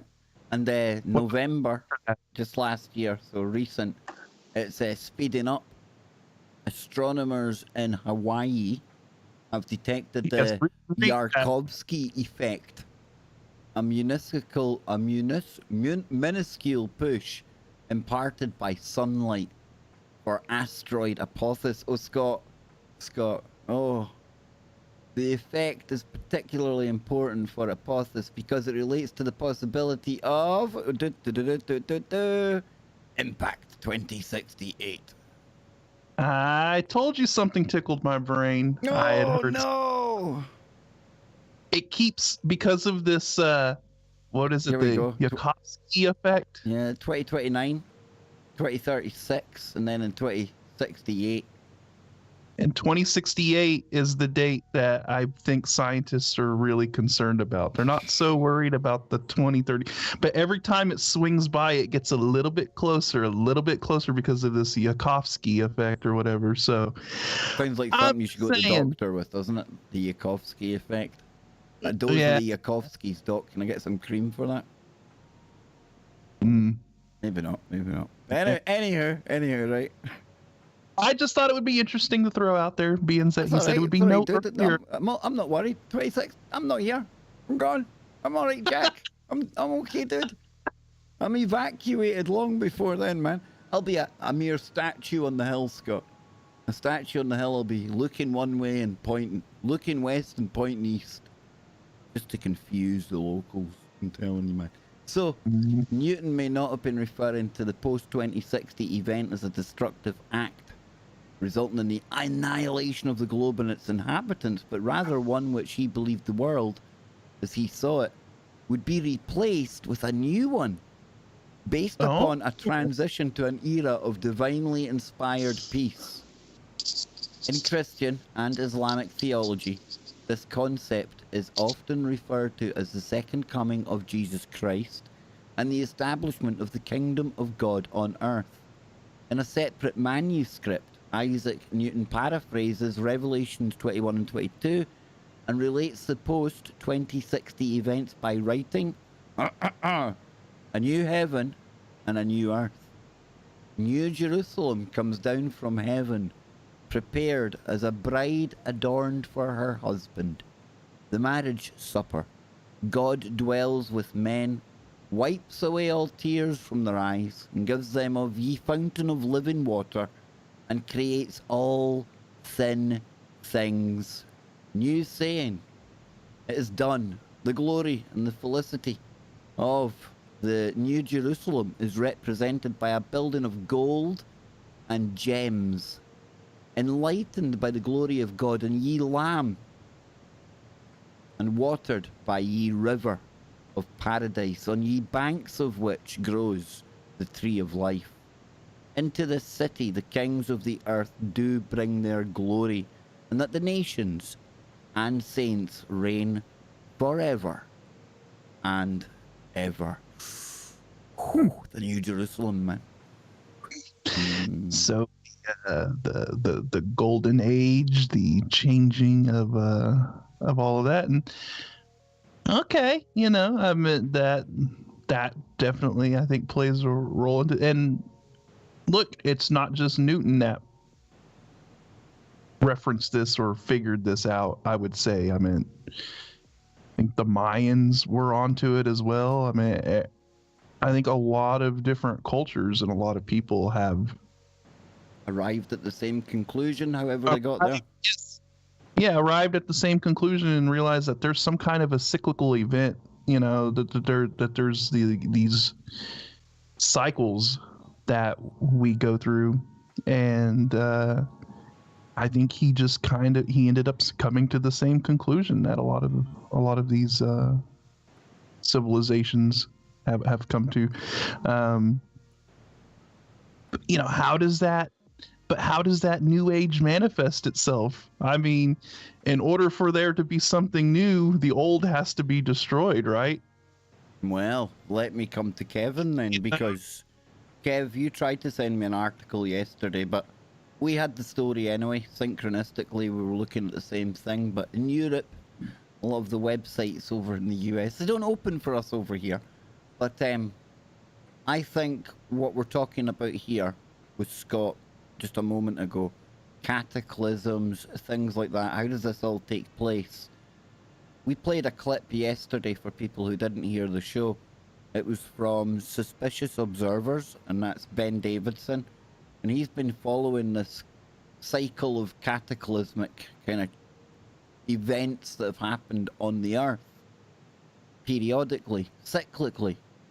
And Kevin, what did you make of it when you started to see news that the Earth's rotation is glitching, Kevin? You're one of the first people I thought of, because you've been telling me for years, Kev, there's something wrong with what's going on with the moon or the Earth. Something's wrong with the rotation. What do you think now you're hearing what's going on, Kev? Well, it raises my hackles in the fear zone, because as I learn of the powers that should not be are not forthright with all of us. So when these stories start hitting mainstream media, then it makes me ponder, how far advanced are they from this moment? Because we can agree, I hope and feel that the powers that should not be are constantly collecting as much knowledge as they can and researching these ancient writings, and they're keeping their hands really close to their chest. And so, you know, where could the strategic thinking be that they withhold this knowledge for us? And my fear is that whole thing of, you know, someday somebody's going to come on the TV and say, thank you very much, you're all on your own, good night. Yeah. This ties into the conversation that we've had many times about why are they such in a rush to get off world, right? And it also plays into the bunkers and stuff being built My by pancake the elites. theory. Yeah. It's just all of that stuff was like, why was there all of a sudden this big rush to, you know, we all of a sudden we need to get to Mars. You know, there needs to be this revamping of the, you know, space program and get everybody involved in private industry and all of that stuff, you know. And Space Force. Yeah.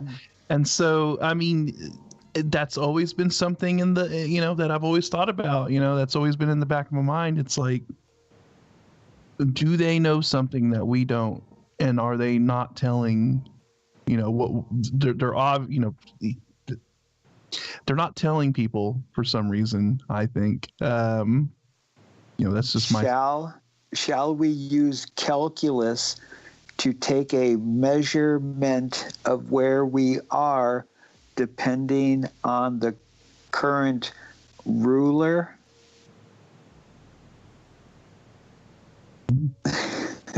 I don't know. All I know is that this whole Earth rotation thing is definitely, it's something people should be paying attention to. And I think there's a lot that could be tied into it as well, because if the Earth's rotation is speeding up, how does that affect our perception of time? Could that be a possible explanation of why people are experiencing a speed up in time? Because we're actually moving faster, I don't know. And it's interesting because this whole time thing is getting weird. Like, just before I came on the show today, everybody in my house thought it was a day earlier. Okay. And even I was feeling like it was Thursday, even though I did the show with you yesterday, Kev. I woke up today and it felt like it was Thursday. And my dad felt like it was Thursday. My brother felt like it was Thursday. Everybody felt like it was a day earlier. I was almost a constant hour behind today, that I kept thinking it was an hour difference. It's weird, man. There's a lot of weird stuff going on with time, and it's getting to the point to where it's like I'm noticing it every year. And look, maybe it's just because I'm looking for it now. I don't know. I mean, that could be part of it. Subconsciously, I don't know, but it's just too weird. The amount of people around me that are noticing it as well. And my dad said that some guy at his work thought it was a day earlier as well, because he was like, "Hey man, you coming in tomorrow?" And he was like, "No, it's Saturday." And he's like, "Oh, I thought it was Thursday," So these are just random, people that my dad's working with, and they're all experiencing the same thing. And I don't know what is the cause for that, but maybe this speed up in the Earth's rotation is playing a role in it. I mean, because the time changes for an astronaut in outer space, right? Because they're a little bit farther away from the Earth. They're in orbit, and when they come back, their watches need to be, recalibrated, reset, because they're out of phase with time on the surface of the planet. So you got to think, if something actually physically changes the speed of the rotation of the planet itself, that people are going to have weird time anomalies, I think. So, and I don't know. Maybe we know nothing about time. Maybe because time and space are connected in our reality anyway, in our dimension. So perhaps as you go into new areas of space, sounds weird, but maybe the time there shifts differently. Yeah, think of it like the flow of a river, right? Like the flow of the water is going to move faster in certain areas, but if you're going through a bend or a curve, the water's going to slow down. The current's going to. It wasn't that long ago. Well, yesterday, Scott. Remember we were talking about 11,000 years. Isn't that what it takes to cross the kind of the equator, the halfway mark of the precession? So you either go across the galactic plane. So when you're going across that galactic plane, you're talking about supermassive black holes that are shooting energies out right across that plane. What does that do to time? we're maybe talking about things we've got absolutely no concept of here, you know. But we'll pick up on them. We can tell something's happening, but I mean, the center of the galaxy is a supermassive black hole, and when you cross that galactic plane, another word for that galactic plane is the accretion disk. yep. That is essentially, whirling around the black hole. And when you cross that accretion disk, I mean, what's going on there? What kind of? You don't need what's time going where on? we're going, boys. We don't need time Yeah, where we're going. What's going on at the space-time level, and what kind of anomalies and things are occurring in that? Dude, it's just so mind-blowing. You know, it's far beyond, I think, anything that the human brain can It goes comprehend. full Philadelphia experiment for 3 days, dude, as we cross it. We're just manifesting. Captain's log. Yeah, man, get the captain's log out. Star date. What is time to the Earth or to the solar system or to the Galactic Council? There you go. Who knows, dude? Who knows? We'll need to Captain. get we'll need to contact them. We'll need to put in a memo, see if they'll come on the Captain, show. we need to put on the prophetic electromagnetic propulsion system. Now, that was not bad. I'll give you that one. So we're gonna dive back into Newton, right? Because now he's getting into his timeline. And this is interesting, right? Because we often talk about the timelines and Egyptians and when the pyramid was built and things like that. So Isaac Newton wrote extensively upon the historical topic of chronology. In 1728, the chronology of ancient kingdoms amended, approximately 87,000 word composition that details the rise and history of various ancient kingdoms was published. Now, the publication date of this work occurred after he had passed, although the majority of it had been reviewed for publication by Newton himself shortly before he passed. As such, this work represents one of his last known personally reviewed publications.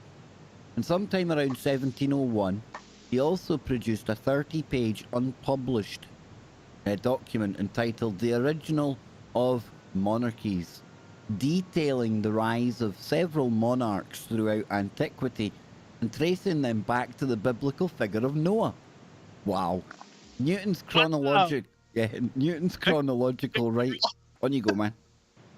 No, I was just for some reason I was just thinking of Joe. They all trace back to Joe. Yep, you see, he's a part of this show even when he's not here. See? Yeah. Newton's chronological writing is Eurocentric, with the earliest records focusing upon Greece, Anatolia, Egypt, and the Levant. Many of Newton's dates do not correlate with current historical knowledge.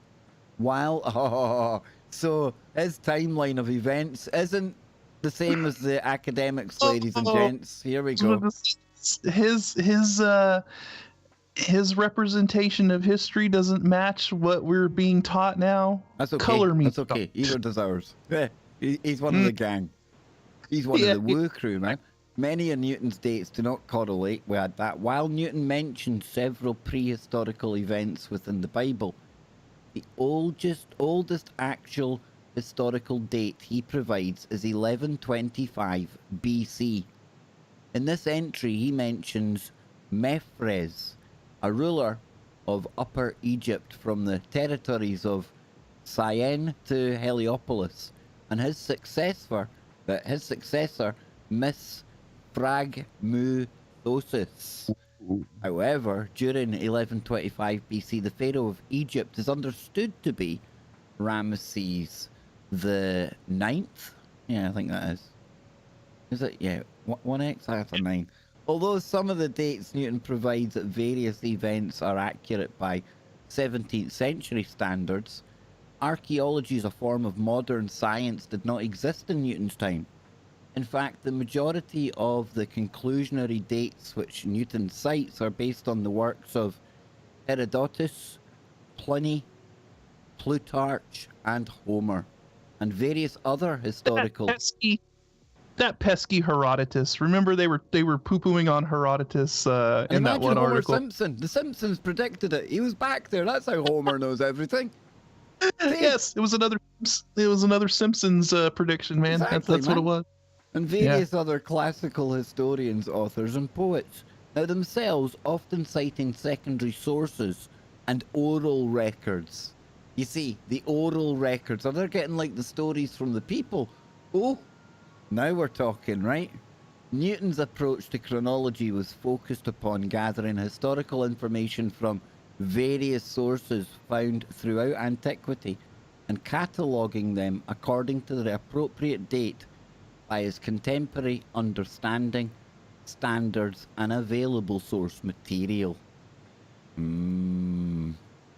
Indeed. Thoughts, gents, thoughts, and we're gonna do Atlantis after the break. We've got 6 minutes till break, so we'll leave the carrot of Atlantis. But reading that, it sounds no different to what we do on a Freaky Friday sometimes. We sometimes open our mind and we ask the audience to think, well, what if the pyramids are a bit older than what we've been told? What if there was other civilizations, or, you know, kicking about round about Göbekli Tepe, that kind of thing? What if? Isaac Newton was a what if type of guy. Yeah, he totally was. And it also makes me think, was it you that was telling me about how there was some kind of a technology thing going on in the 1800s, and they were talking about it was the science, like, see how they've got the World Science Fair? Yeah. It's the work of Chris Sinatra, the quantum businessman. Anyone who wants to check that out.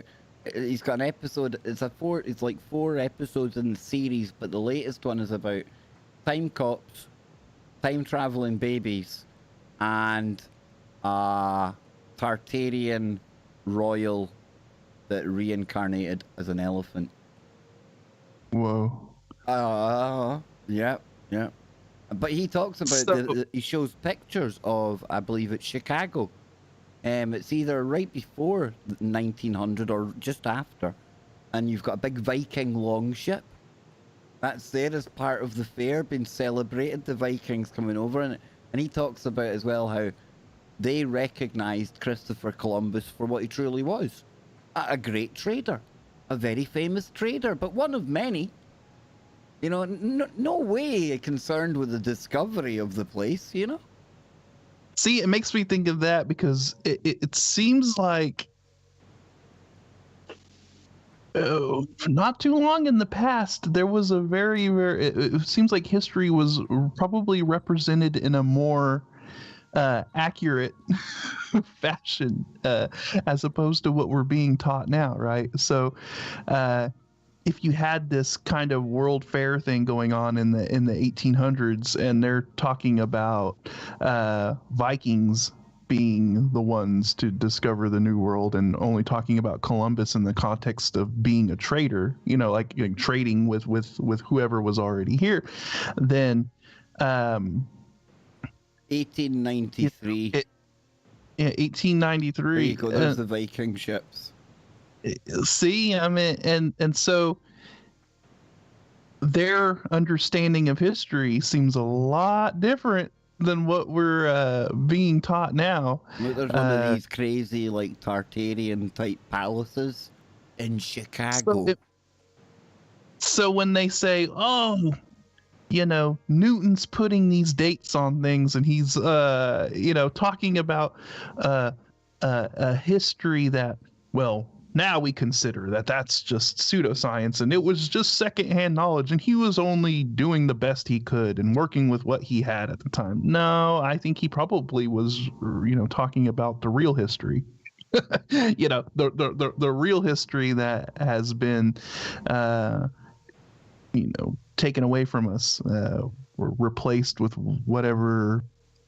Well, here's a quick little thing about this. Look, the Illinois is possibly the last place that you might find a full-sized Viking ship, but thanks to a relic from the 1893 World's Fair, Nordic history is still alive in one of the state's public parks.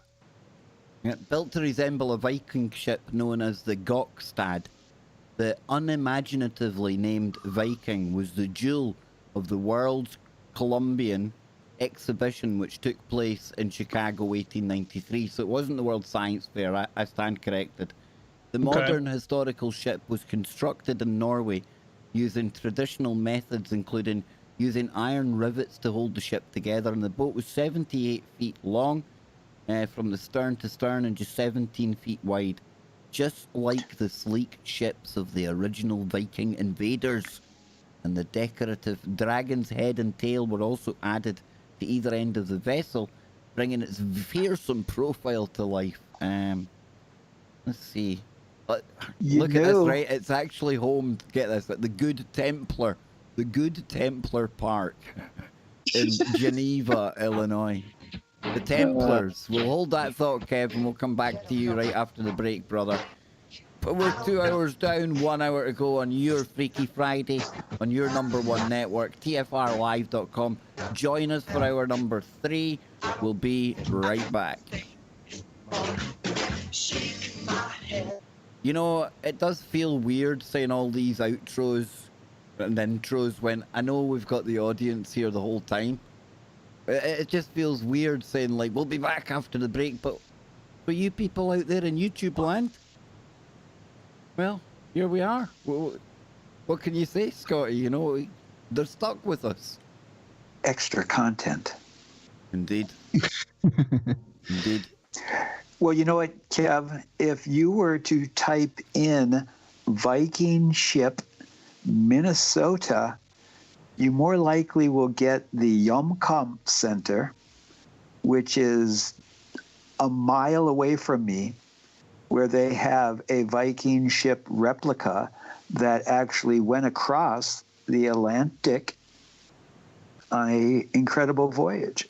The Yemkost ship, is it? The Jomkamp Center, yep. Yemkost Center, here we go. There it is there. This replica of an 8th century burial ship actually sailed to Norway before returning home to Minnesota. You know, I mean, I believe that the Vikings, you know, not only just made it to the East Coast, but they went upstream, sailed all the way through the Great Lakes, and that's what they tended to do, wasn't it? When they got somewhere, they would like go up the rivers, because that's what they done in England. Yeah. But I was, because that's what they were used to. They were used to going up the fjords, right, in Norway and that whole and so that's I think they went all the way into the Great Lakes, and they ended up in places like Wisconsin, Minnesota, Illinois. It would not surprise me in the least that there was a lot of Viking activity up there. What I was told through my ancestral experiences with Vikings is that we had a trade relationship with them, and we were allowing them to have replenishing spots along the East Coast as long as they knew that they will not establish a town or a city. And we actually went to war with them at one point and had to kick their arse and said, hey, we told you. But yeah, we have strong evidence that they came up the Mississippi and they were in Wisconsin. And if you look at the fact that the copper that was smelted by my ancestors out of Wisconsin and Michigan has been found throughout Europe. Yeah. That's pretty cool, man. Pretty cool. I think, like I said, I think that there was a lot more interaction between these cultures and, you know, once again, what we're being taught to believe right now, you know, and I think that the Vikings definitely had definitely played a major role. I mean, they were extremely active in this, in the New World, you know, quote unquote. But no, they made it all the way to the Great Lakes, and no, you're right. They probably even went down the Mississippi, you know, or up the Mississippi. Who knows? but Now, those they're boys could definitely- fight. Those boys could fight. Here we go. I'm going to bring it back. Yeah. Here we go, boys. they say was saying that they had battles with Oh, we'll the- get into that. We'll do that again. Here we go.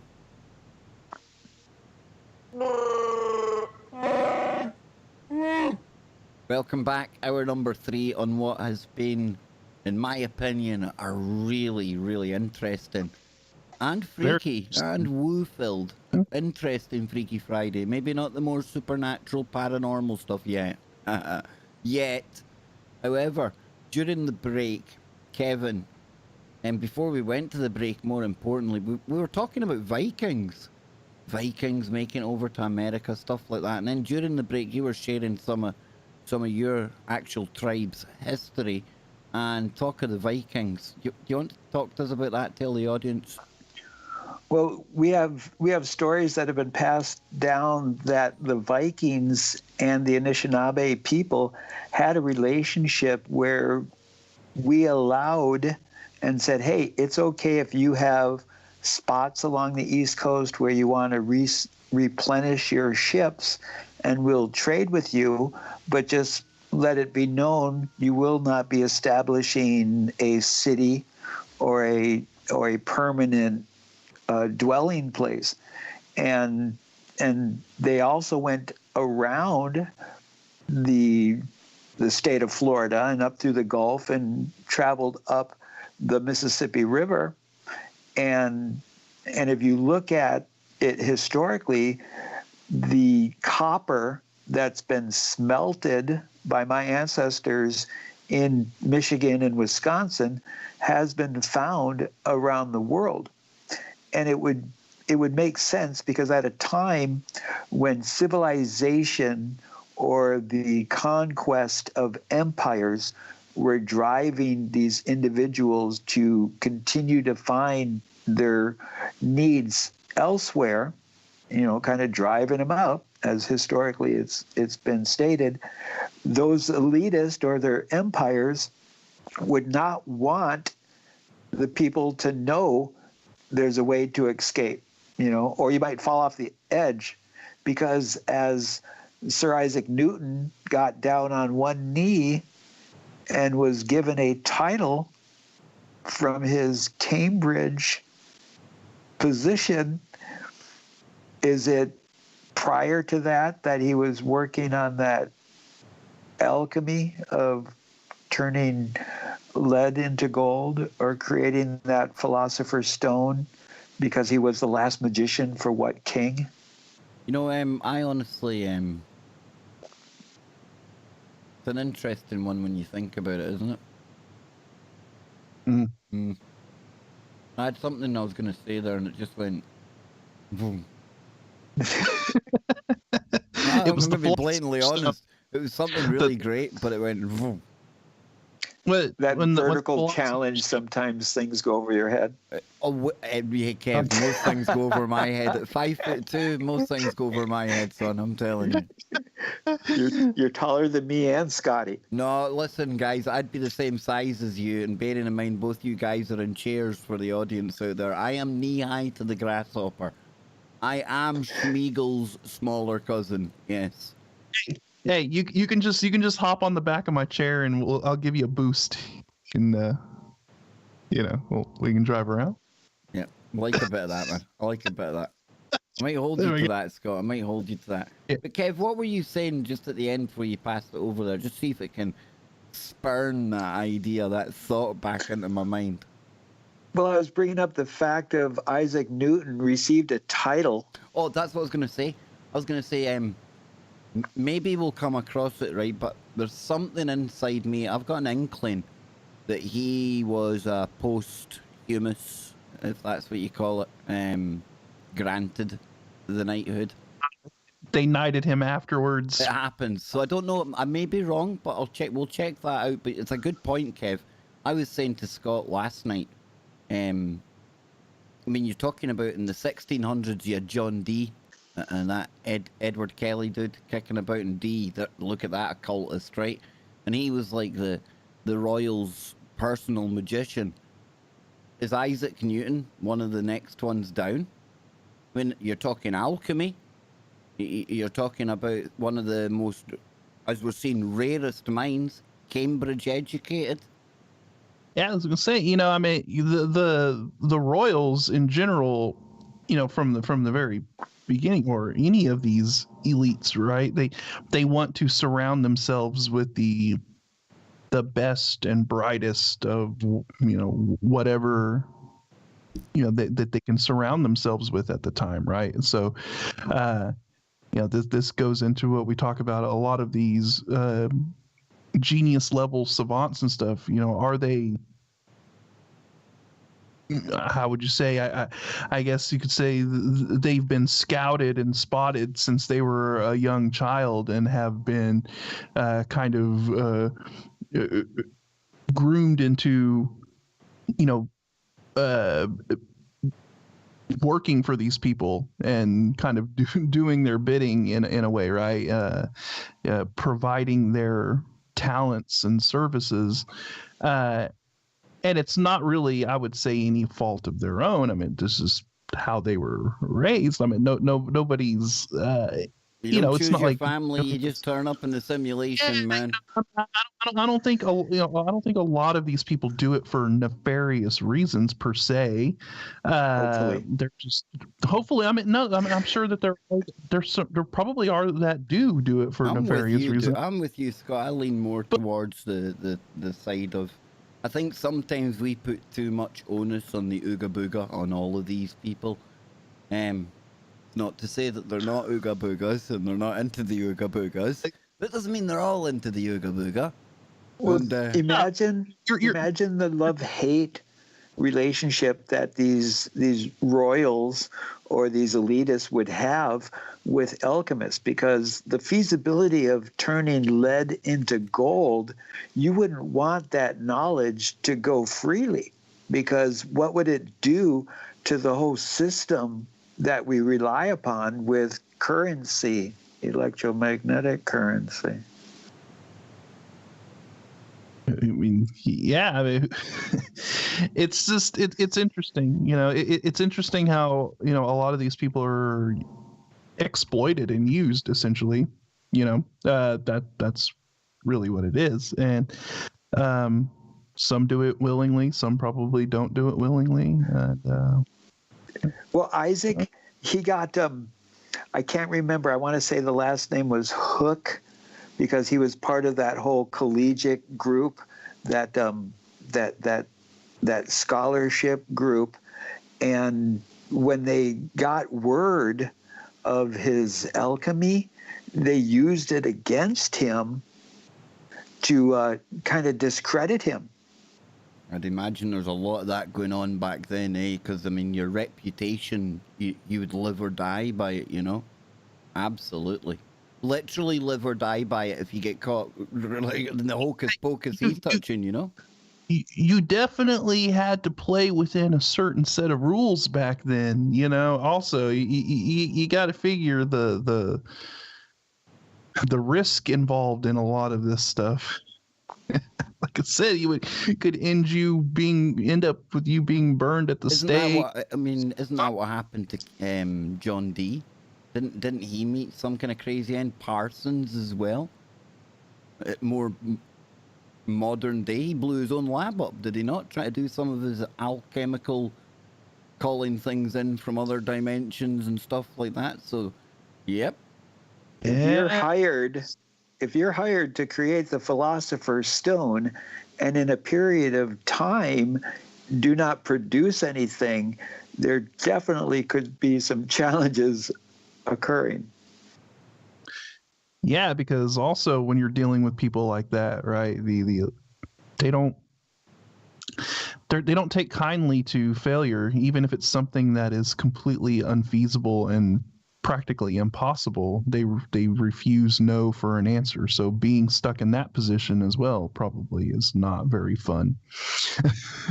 when the king or whatever tells you to create a Philosopher's Stone and you're like, hey, sorry, I can't do it. Just hope that the temperament of the king is All hail the king. Ah, yes, indeed. All hail the king. So listen, let's get. The whole thing with the Philosopher's Stone, though, is just interesting in general. You know, We could even go back to that, dude. We could even go back to it. It's in there. It's there for the picking. It is. We're gonna do Atlantis first, though, right? We have to. Yes, we got to. Newton's Atlantis, again found in the Chronology of the Ancient Kingdoms amended.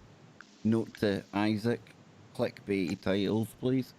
Are several passages that directly mention the land of Atlantis. The first such passage is part of his short chronicle, which indicates his belief that Homer's Ulysses left the island of Ogygia or Ogygia, probably butchered that, in 896 BC, and in Greek mythology, Ogygia was home to... Ogygia, maybe? Yep, Ogygia. Big Yeah, O. maybe. Big O was home to Calypso, the daughter of Atlas, after whom Atlantis was named. Now, some scholars have suggested that Ogygia, Big O, and Atlantis are locationally connected, or possibly the same island. Now, from his writings, it appears that Newton may have shared his belief, and Newton also lists Cadiz and Calais as possible candidates for Ogygia, though it does not cite his reasons for believing so. Ooh, it's not as much as we thought. It didn't really get into it, but I'm looking at the headline of the next segment, Scott. I'm sure Lothar is. Yes, but before we get there, the- Atlantis, boys. Nowadays, mainstream academics would say that talk of Atlantis is probably classified as pseudoscience, right? But here we have, a couple hundred years ago again, the world was thinking differently about these things, and one of the brainiest dudes in the world was absolutely convinced, to the point where he tried to locate Atlantis. He was trying to narrow it down and connect it to other places. Again, shows a different knowledge set that was available at that time, and a different attitude towards some of that knowledge as well. It's crazy. Yeah, exactly. And yeah, I mean, more evidence to suggest that the history that they knew about back then, or were taught about, or realized, or whatever, is completely different than what's being taught now. You know, and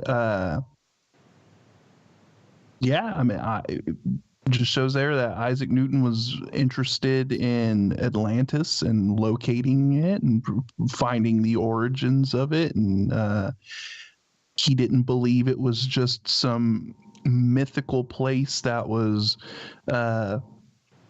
some fictional place that was thought up and just put in a story for whatever reason, that it had some kind of basis in reality, and it was a place that actually existed.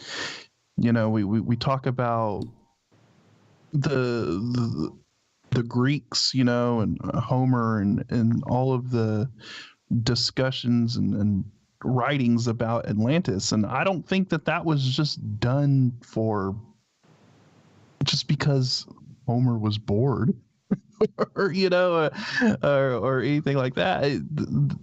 They were writing that down for a historical record to let people know that this was a place that actually existed, you know, and to preserve that, because it would have been lost to history if nobody wrote that down.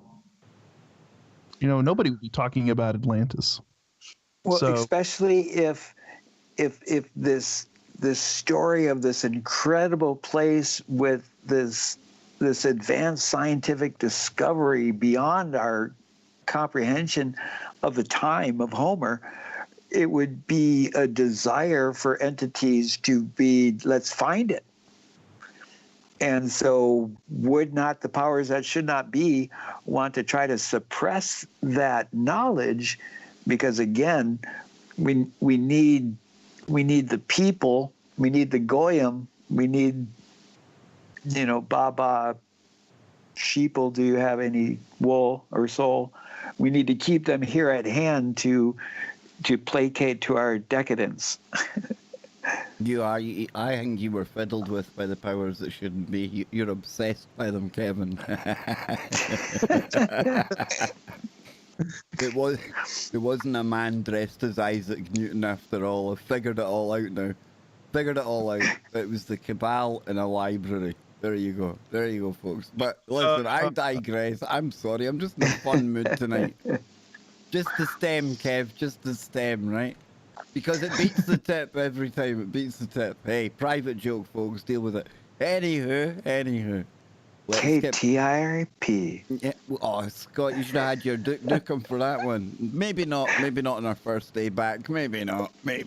Yeah, well, we've got a good thing going. We'll not dip the toe in too much. Yes, we'll not jump right in. And let's not wreck the car fresh out of the body shop.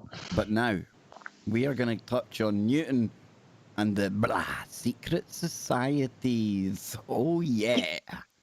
So then, Mr. Newton has often been associated with various secret societies and fraternal orders throughout history.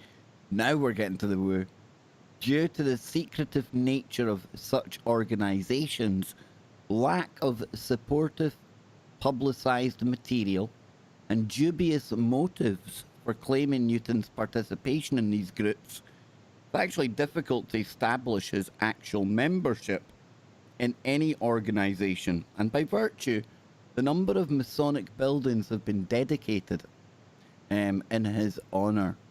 Now, regardless of his own membership status, if the Masons are like dedicating buildings to you, you were on it. You were tapping into something big time. Probably were part of the club, just saying. Yep. Newton was a known associate of many individuals who themselves have often been labelled as members of various esoteric groups.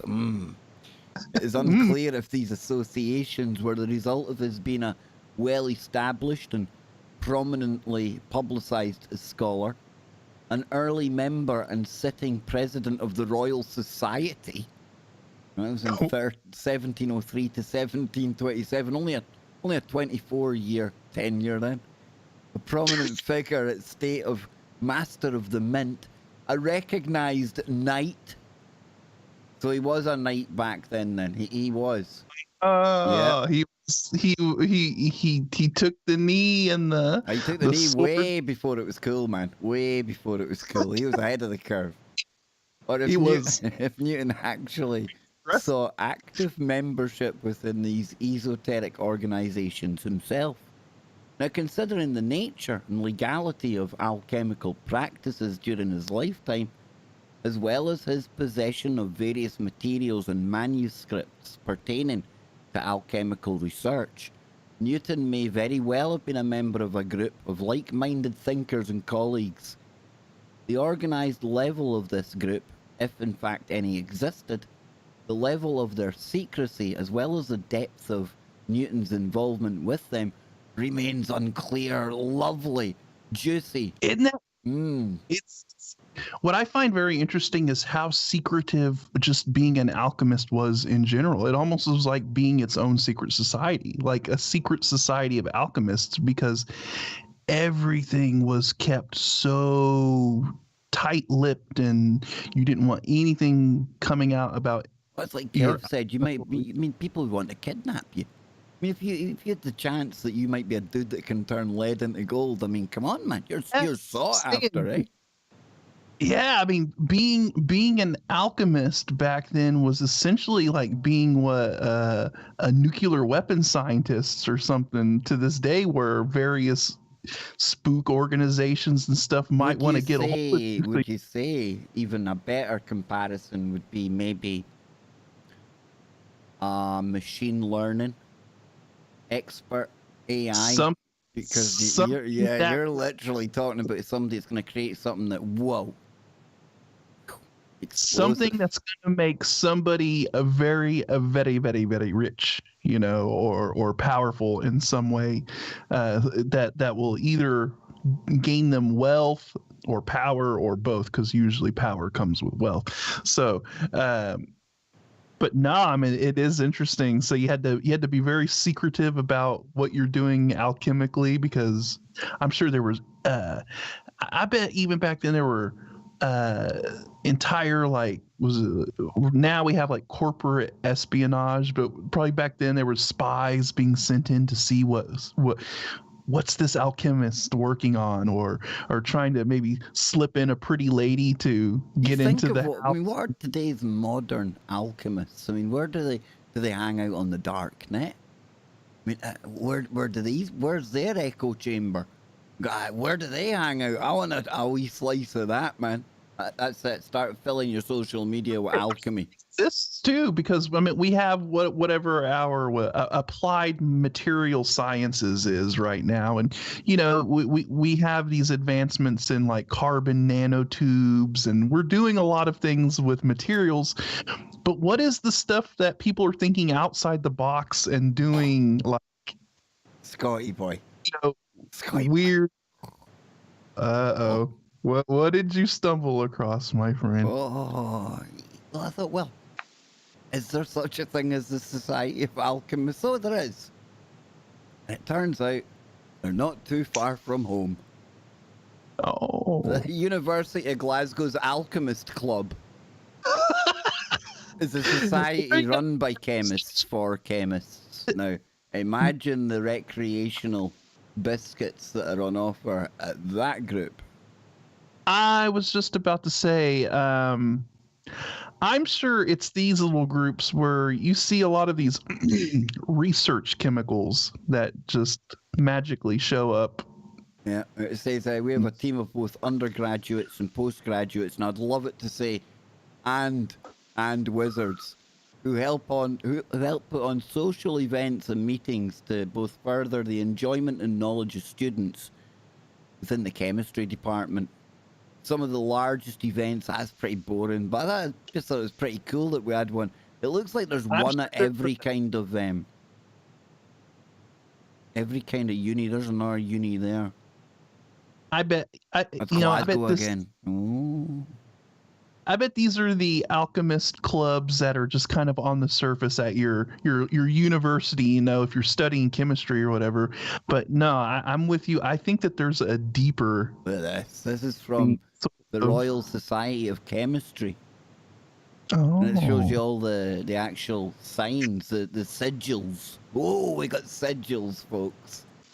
The old alchemical signs. It was basically like the old periodic table of elements. That was their periodic table of elements that they used to work with and dabble in. And wow, very man. Interesting. Yeah. Wow. Yeah, very, very, very cool. Very cool.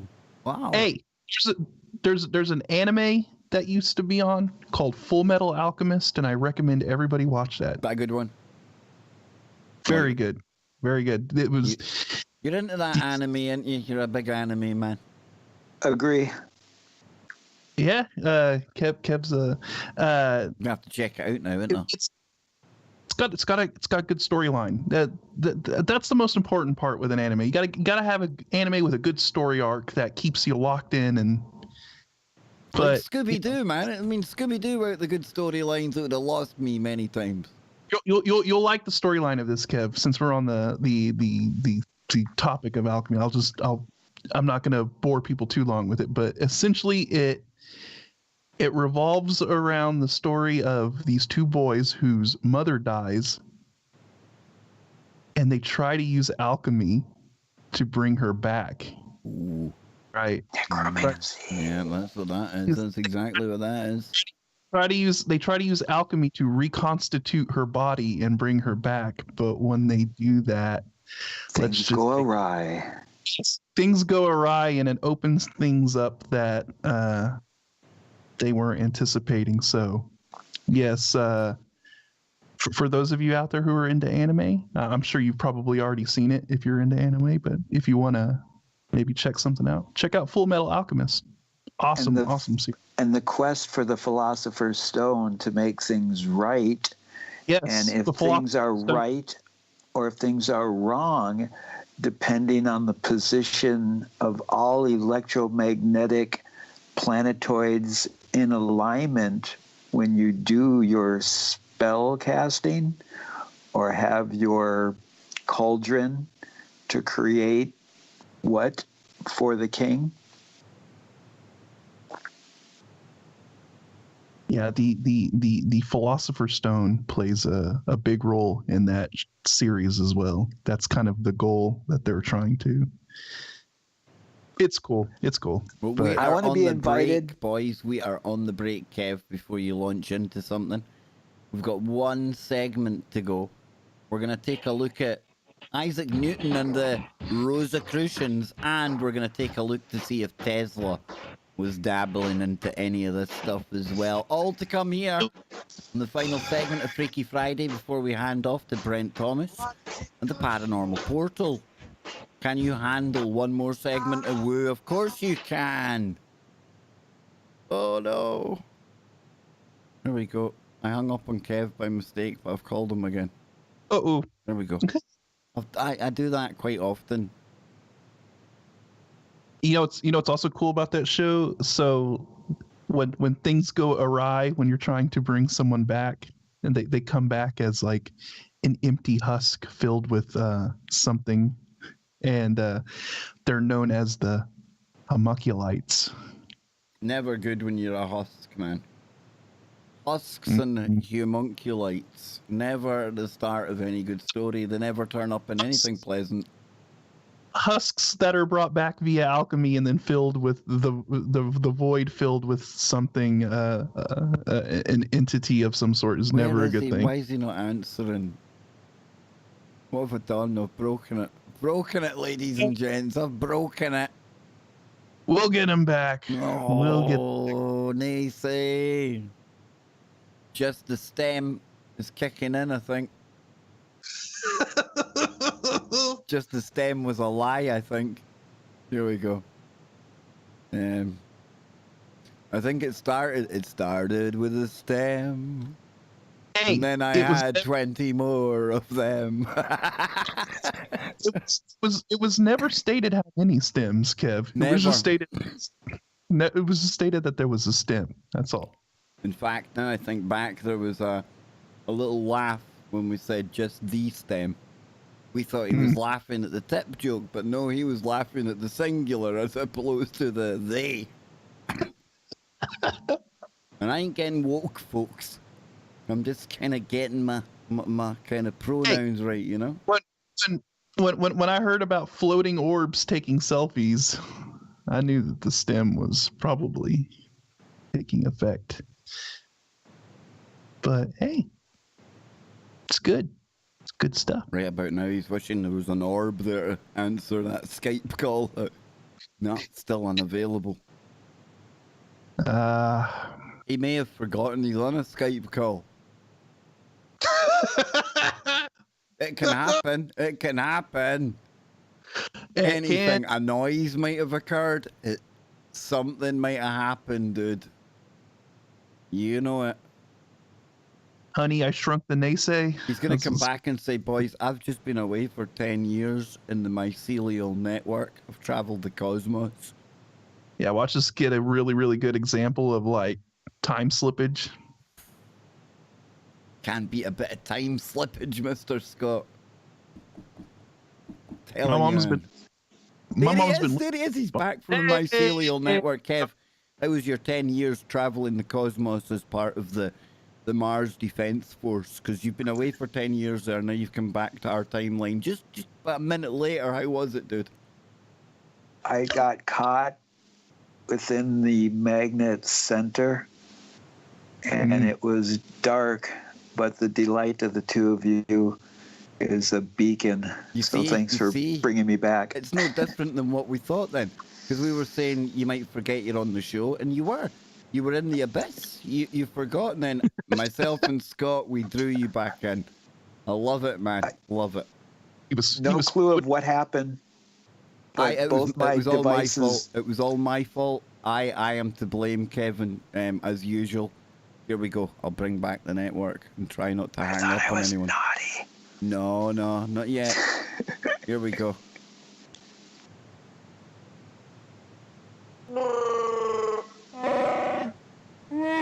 Come on, man. There we go. There we go. We're back. We're live. And well, I thought we'd get really creepy. Boom, boom. For the final segment of today's show. Oh, only a few might caught that one.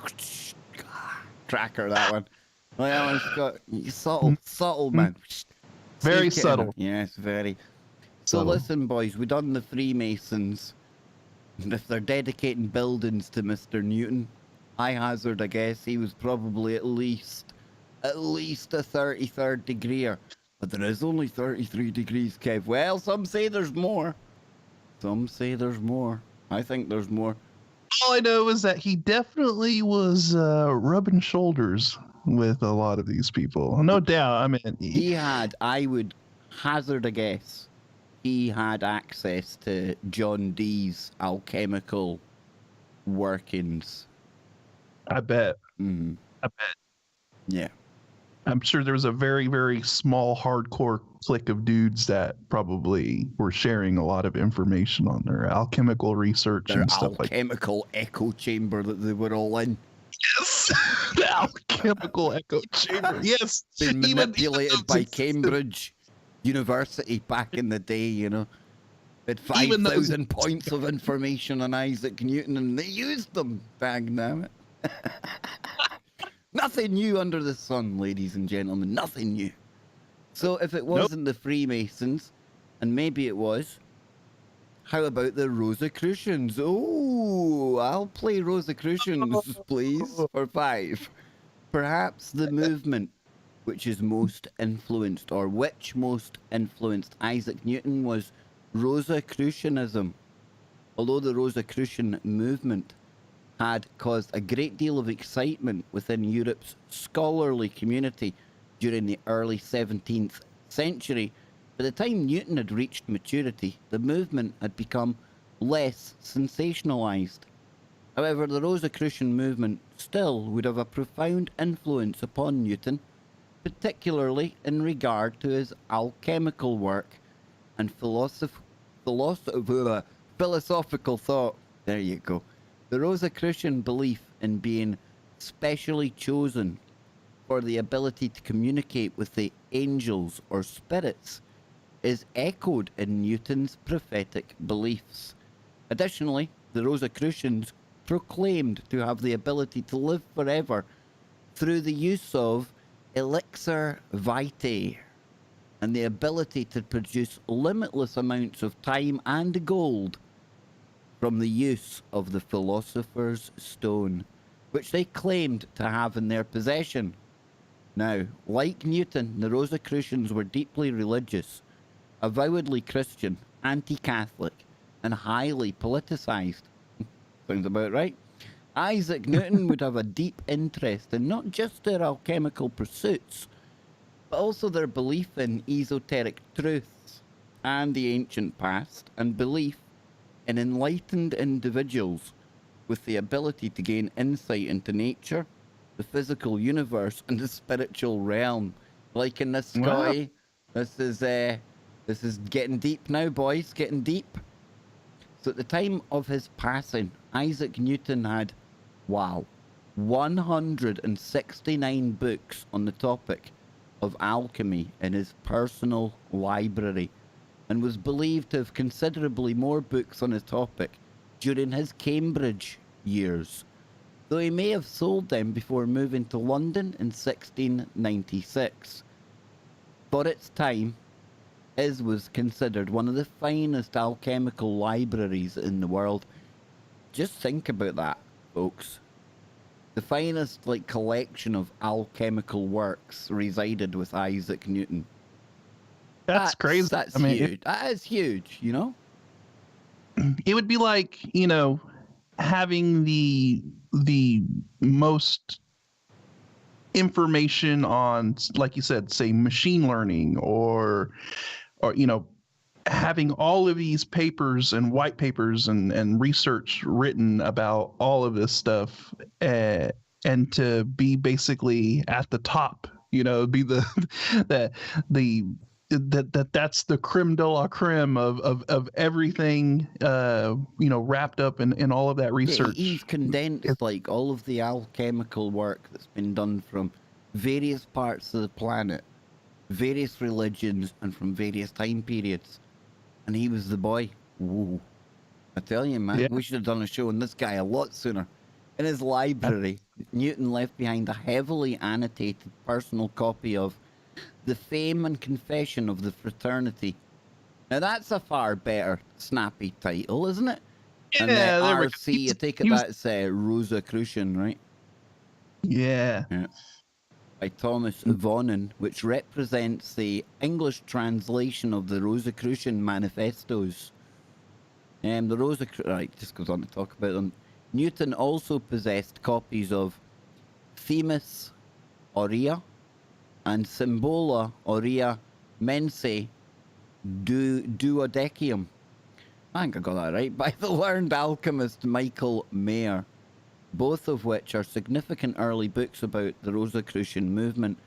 These books were also extensively annotated by Newton. Now, Newton's ownership of these material by no means denotes membership within any early Rosicrucian order. Furthermore, considering that his personal alchemical investigations were focused upon discovering materials which the Rosicrucians professed to already be in possession of long before he was born, would seem to some to exclude Newton from their membership. However, in religious terms, the fact that a saint might have found God would not preclude others from the search. Quite the opposite. The ancient and mystical order Rosicrucians has always claimed Newton as a frater.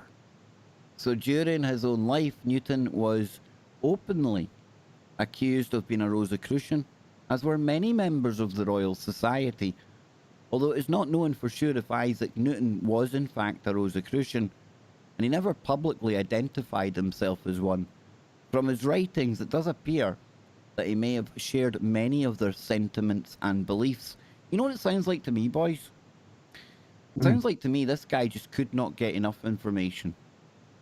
Whether it was secret societies, whether it was libraries, whether it was alchemy, whether it was apples falling on his head, whether it was doing the cover for Pink Floyd and the Dark Side of the Moon with the prism.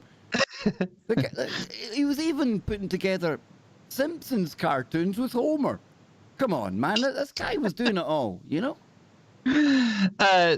No, you're right. I mean, it definitely sounds like he was a guy who was hungry for knowledge and, answers and questioning things. And so he went to all sources that he could possibly find in order to answer these questions that he had, and to look into things and research. And he pulled information from everywhere he possibly could, is what it looks like to me. And if he saw something within the Rosicrucian order that that he felt would help him along his way with his alchemical endeavors, then he probably was rubbing shoulders with them and looking into their stuff. And it's just like I said, he just seems like a guy who was hungry for knowledge. He was all about the who, the what, the where, the when, the woo. Because the why is the woo, and the woo is the why, Kevin. I'm telling you, man. The majority of Isaac Newton's writings were about metaphysics. And like Nikola Tesla, he referred to himself as a seeker or a seer. and utilizing different modalities or techniques, whether you want to call them rituals or ceremonies, we get caught up in semantics, that they would utilize those moments to go beyond the natural, whether that be with, staring into a mirror or staring into a bowl or closing their eyes and looking within. They were able to tap into the ethos, the ether, the Akashic records. And so logically, these groups that are questing for power and knowledge, they're going to want to recruit him. And I would love to be invited to those special parties where they're all inviting a fun guy so they could have a tea party. It would be brilliant to be part of that illumination. Well, I tell you what is rather illuminating and rather synchronistic. Cupcake, earlier on in the show, she super chatted from YouTube. Big thank you. But she asked, what about Tesla? Is he into the whole esoteric, the occult? And I went and had a little look-see there. Got a couple of articles up. The first one made me giggle. Because right at the top it says, was Nikola Tesla a mystic? And this comes from the Rosicrucian Digest. Yes, ladies and gentlemen. Yes. He was also fascinated with the pyramids. But we'll read a little bit of the Rosicrucian since we've been on the Rosicrucian path. And I think next Freaky Friday, we're going to kick off the show by doing something on the Rosicrucians. Because we talk about the Masons and things like all that. We need to dig into these people, Scott. The universe is prompting us, man. Yeah, it's just amazing how synchronistic things end up becoming on. Brilliant. Awesome, man. It's little road signs that the simulation leave, folks. Little breadcrumbs, little Easter eggs. The dopamine. Got a good squirt of it there, Scott, so I did it. Yes. Not so sure about the whole breadcrumbs, but yeah. Hey, come on. Nikola Tesla was probably the strangest man America ever knew. What a hell of a thing to say. Undoubtedly, he stands among the great men of our time and any time. In the minds of many, he is one of the greatest of all time. Thank you. Certainly, he ranks with the most brilliant inventors.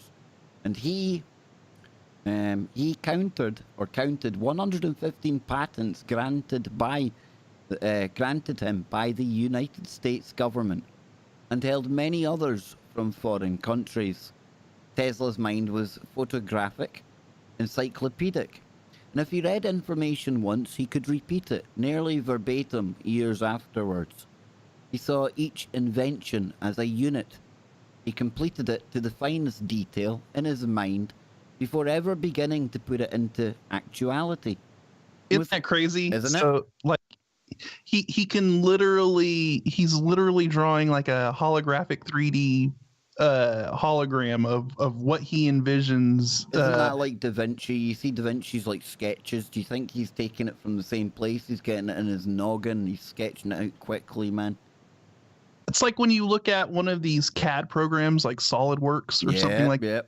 You see everything all built and rotating around. That's what's going on in Tesla's mind. He's literally envisioning all of the moving pieces, all of the parts in 3-dimensional space in his mind. And Dave just said to Kev, "Don't even think about it. Not happening in my." No. Dave ain't for that whole holographic looking at things, man. Damn him. Do either of you gentlemen remember when I was trying to describe about what it is that I see in my darkness of being blind? It is like a shattered diamond with a bunch of little facets.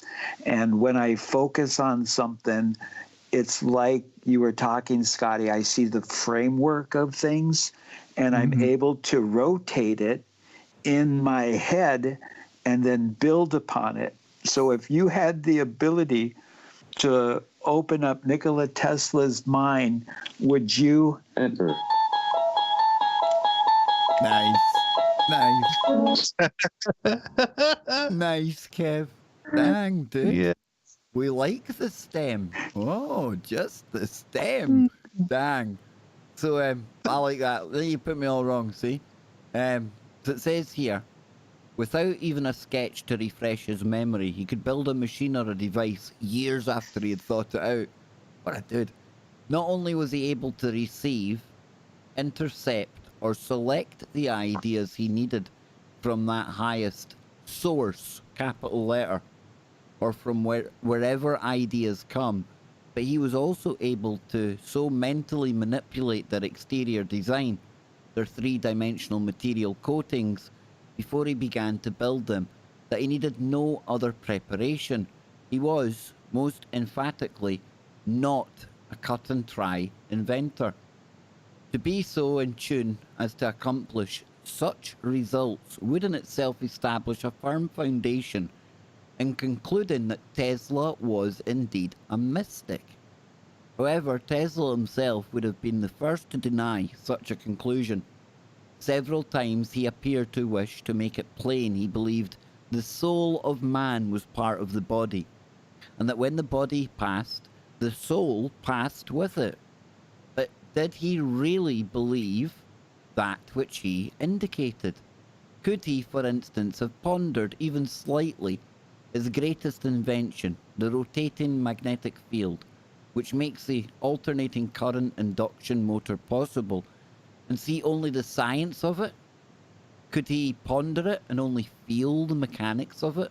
Only know the physical effect of making it? Probably no man has accomplished greater feats in bending to his will the force we choose to call electricity than did Tesla. But he never learned what the force was. Nikola Tesla was a strange man, but it is quite inconceivable that he was so strange as to have never pondered what he was actually manipulating, where it came from, or why, and most of all, why he was picked to do the manipulating. As always, the world was then full of bright young men. It is possible Tesla was afraid of those things he could not work out fully in his mind. Or is it possible? Well, being afraid of them, perhaps he hid them behind a closed door, so to speak, by denying them. Or could it be that he felt in his younger days that his scientific position in the world was insecure? Insecure enough so that he must avoid anything which might shake it. Then, in later life, perhaps he did not wish to admit he had been wrong earlier, that he had not been able to work out everything in his mind beforehand. Tesla never got around to writing his memoirs, thus we will never be sure just what he really thought, nor would he allow anyone else to write a biography of his life while he was alive. So, as is the case with many others who have seemed to tap the universal flow, one way or another, Tesla passed with most of his secrets in his head. He believed he would live to the age of 130 years, or perhaps to 150. When he reached 80, he felt he had much time left. Being the thinking man he was, how he could rationalize all the months he had spent in bed with serious illness with his reaching an age of 100 years is difficult to understand. But again, Nikola Tesla was a strange man.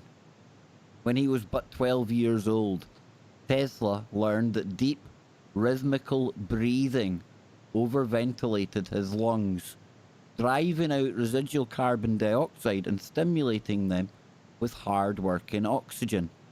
This changed the chemical balance of his body. It set his brain to producing experiences similar to those known to occult practitioners. So essentially, he was doing breathing exercises and like flood. Tantric breathing, yoga breathing.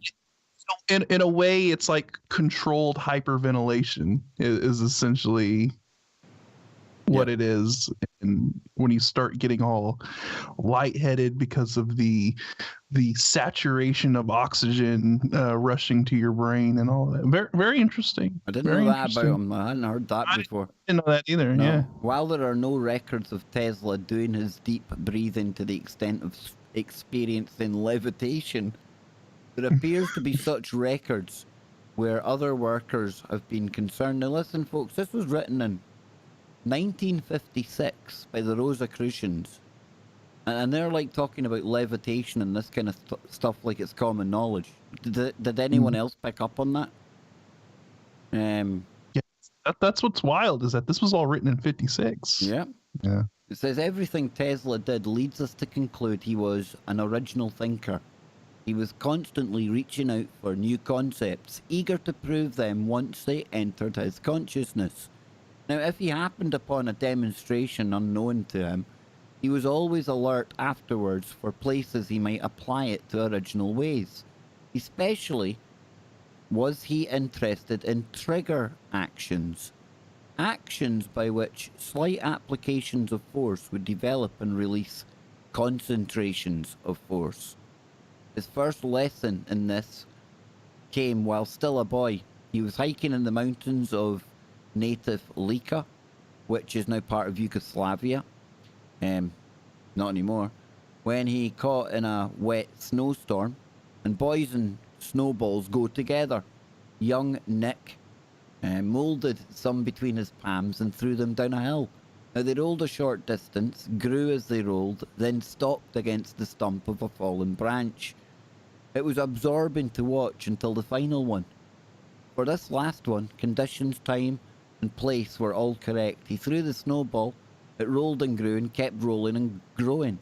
The mountainside was long, the snowball grew bigger and bigger. It picked up fallen brush and forest litter and added snow. Its speed increased rapidly as it expanded, and the great ball snapped off small trees and wound them into its speeding, increasing mass. Young Tesla looked on in awe, spellbound, transfixed. Any other kid would just be like, yeah, cool. He's like, whoa, now, cha-ching.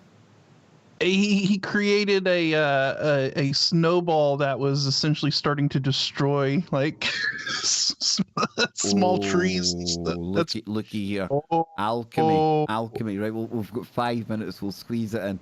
At one time during his early college life, Tesla was the sufferer of a peculiar disease. Yet, what is a disease? All his body senses became extremely acute. So keen, in fact, that he could hardly live with them. The ticking of a watch, several rooms away, sounded like a ringing strike of a heavy hammer on an anvil. The vibrations of ordinary city traffic seemed like continuous earthquake. The feeblest light was like a sting of a lightning flash.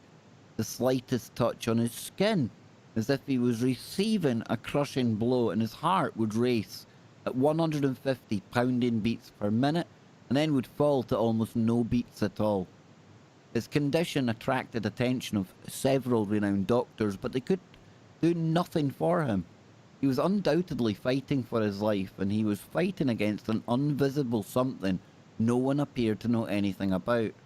This illness occurred during the time he was struggling to develop the rudiments of his alternating current induction motor.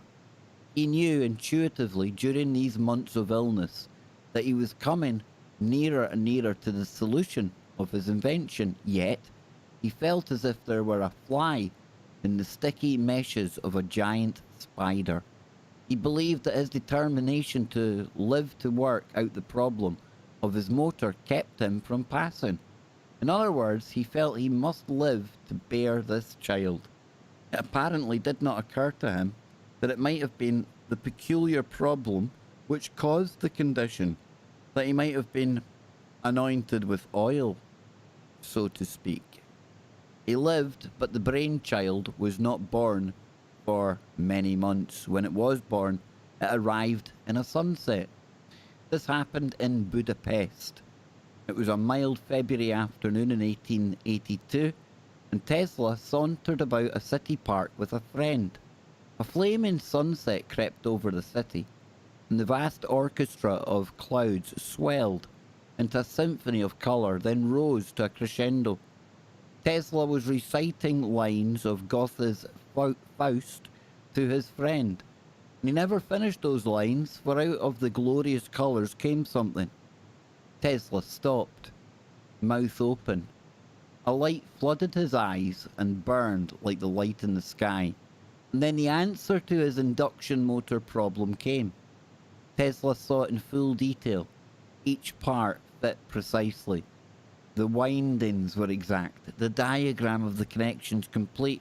And one of the greatest boons to mankind was indelibly incised on Tesla's mind. In those few seconds, Nikola Tesla had made it possible to put men of the earth on wheels. Boom, boom, boom. We're out of time. But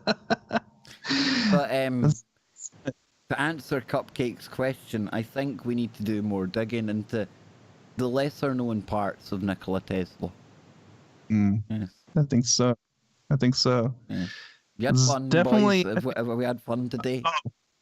Oh, it was great. It was Different. great. I mean, I think we're the only podcast, the only show that can do 3 hours on Isaac Newton and make it compelling and extremely interesting, because a lot of that stuff about him I didn't know about, man. Kevin, So, take us out, brother. Take us out. The gravity that we have learned of Sir Isaac Newton may or may not attract you or repel you, but come back next week for more Freaky Friday with the Woo Crew. Wherever you are, make it TFR. Oh, I like that, Kev. May it attract or repel you. I do like that, sir. Yes, indeed. Folks, I have had a very interesting 3 hours.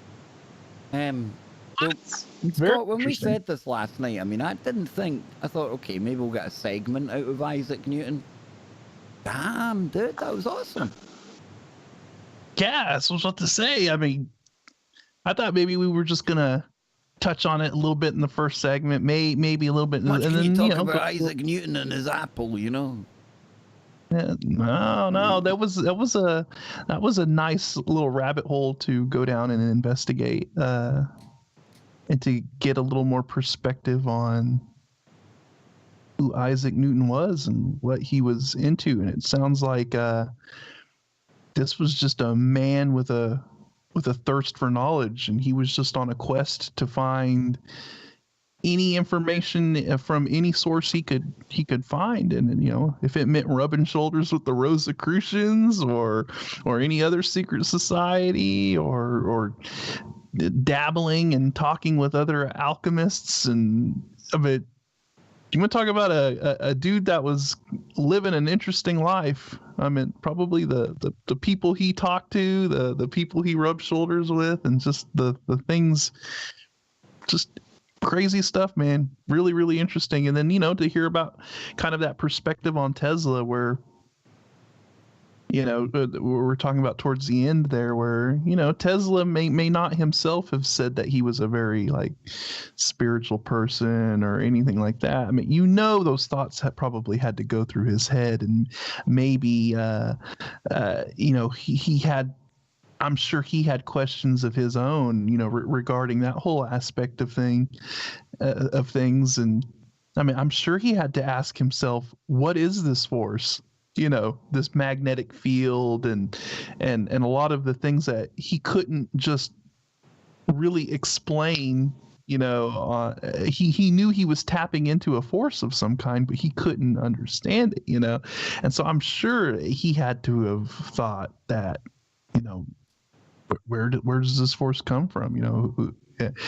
And then he got his, talking about a signal coming from Mars. And I mean, I'm sure he believed that there were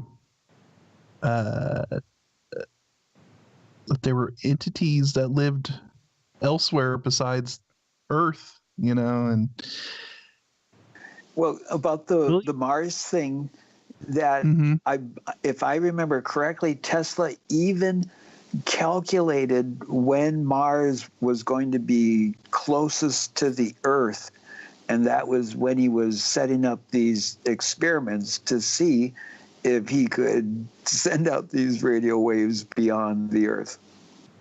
Yeah, what I find very interesting is just how you can tell Elon Musk, idolizes Tesla. I mean, he named his car company after Tesla, right? And then you have this whole thing of Tesla, with this whole Mars connection, and now you have Elon wanting to go to Mars. I mean, it all seems like this giant homage to Tesla. Or is it mocking him? Who knows? Yeah, Who knows? sorry. But at 3 a.m., I am beat. I am whacked. Absolutely whacked. I could do with some of Newton's Philosopher's Stone right about now. I'm telling you, boys. Whoa. Yeah, we need to get a Philosopher's Stone to Glasgow ASAP. Come on, people, get on it. Big time. Fire up those alchemical. I need a shot of some alchemical. lead into coffee. That's what I need, man. Lead into coffee. Forget gold. Forget gold, folks. But listen, thanks for being here today. We shifted over to KBS One for Freaky Friday. Been different, been new. And don't worry though, folks, because the live streaming, everything, all the fun we've been having on KBS 2, it's staying there on KBS 2. But look out for more coming on KBS 1 as well. It's nice to be back on the mothership, right? I mean been in for a full kind of service. It's been pimped out. Yeah, the mothership has been docked. It's been dry docked. It's been going over some repairs, and now she's ready to roll once again. And we can put the sister ship. The sister ship will always be floating side to side. It just. I wouldn't recommend you go to that garage I put it into, though. I was promised 2 months and I waited 10, so hey, listen. But hey, that's okay. That's okay. Time's moving faster, right? Didn't feel like 10 months. Yeah, it did. This has been virgin territory for me. It has. I tell you, it has, Kevin. You almost behaved. No, you did behave, brother. I'm only joking you. But listen, folks, we are out of here. I'm going to be back on Warrior Mode this week, and it's going to be over on Bill Bean's channel. We're going to be doing it over there. We're going to be growing that channel now. So we're going to be shifting Warrior Mode over to where the archive of Warrior Mode is. And that way nothing changes about Warrior Mode. In fact, it's going to get bigger, it's going to get better, and we're going to have Devin Nicholson, ex-pro wrestler, on the show this Sunday, if memory serves me correctly.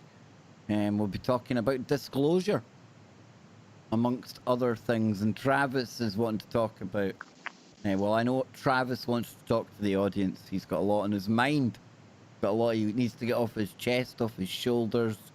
So please tune in for that on Sunday.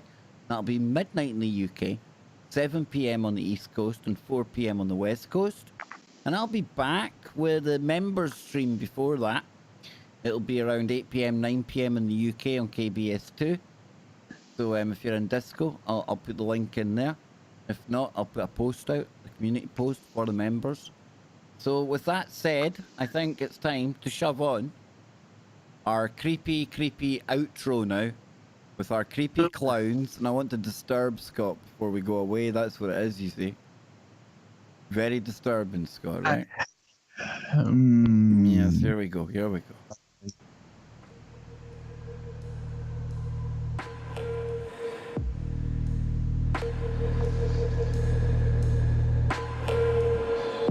That is horrendous. Freaky Friday with the Woo Crew.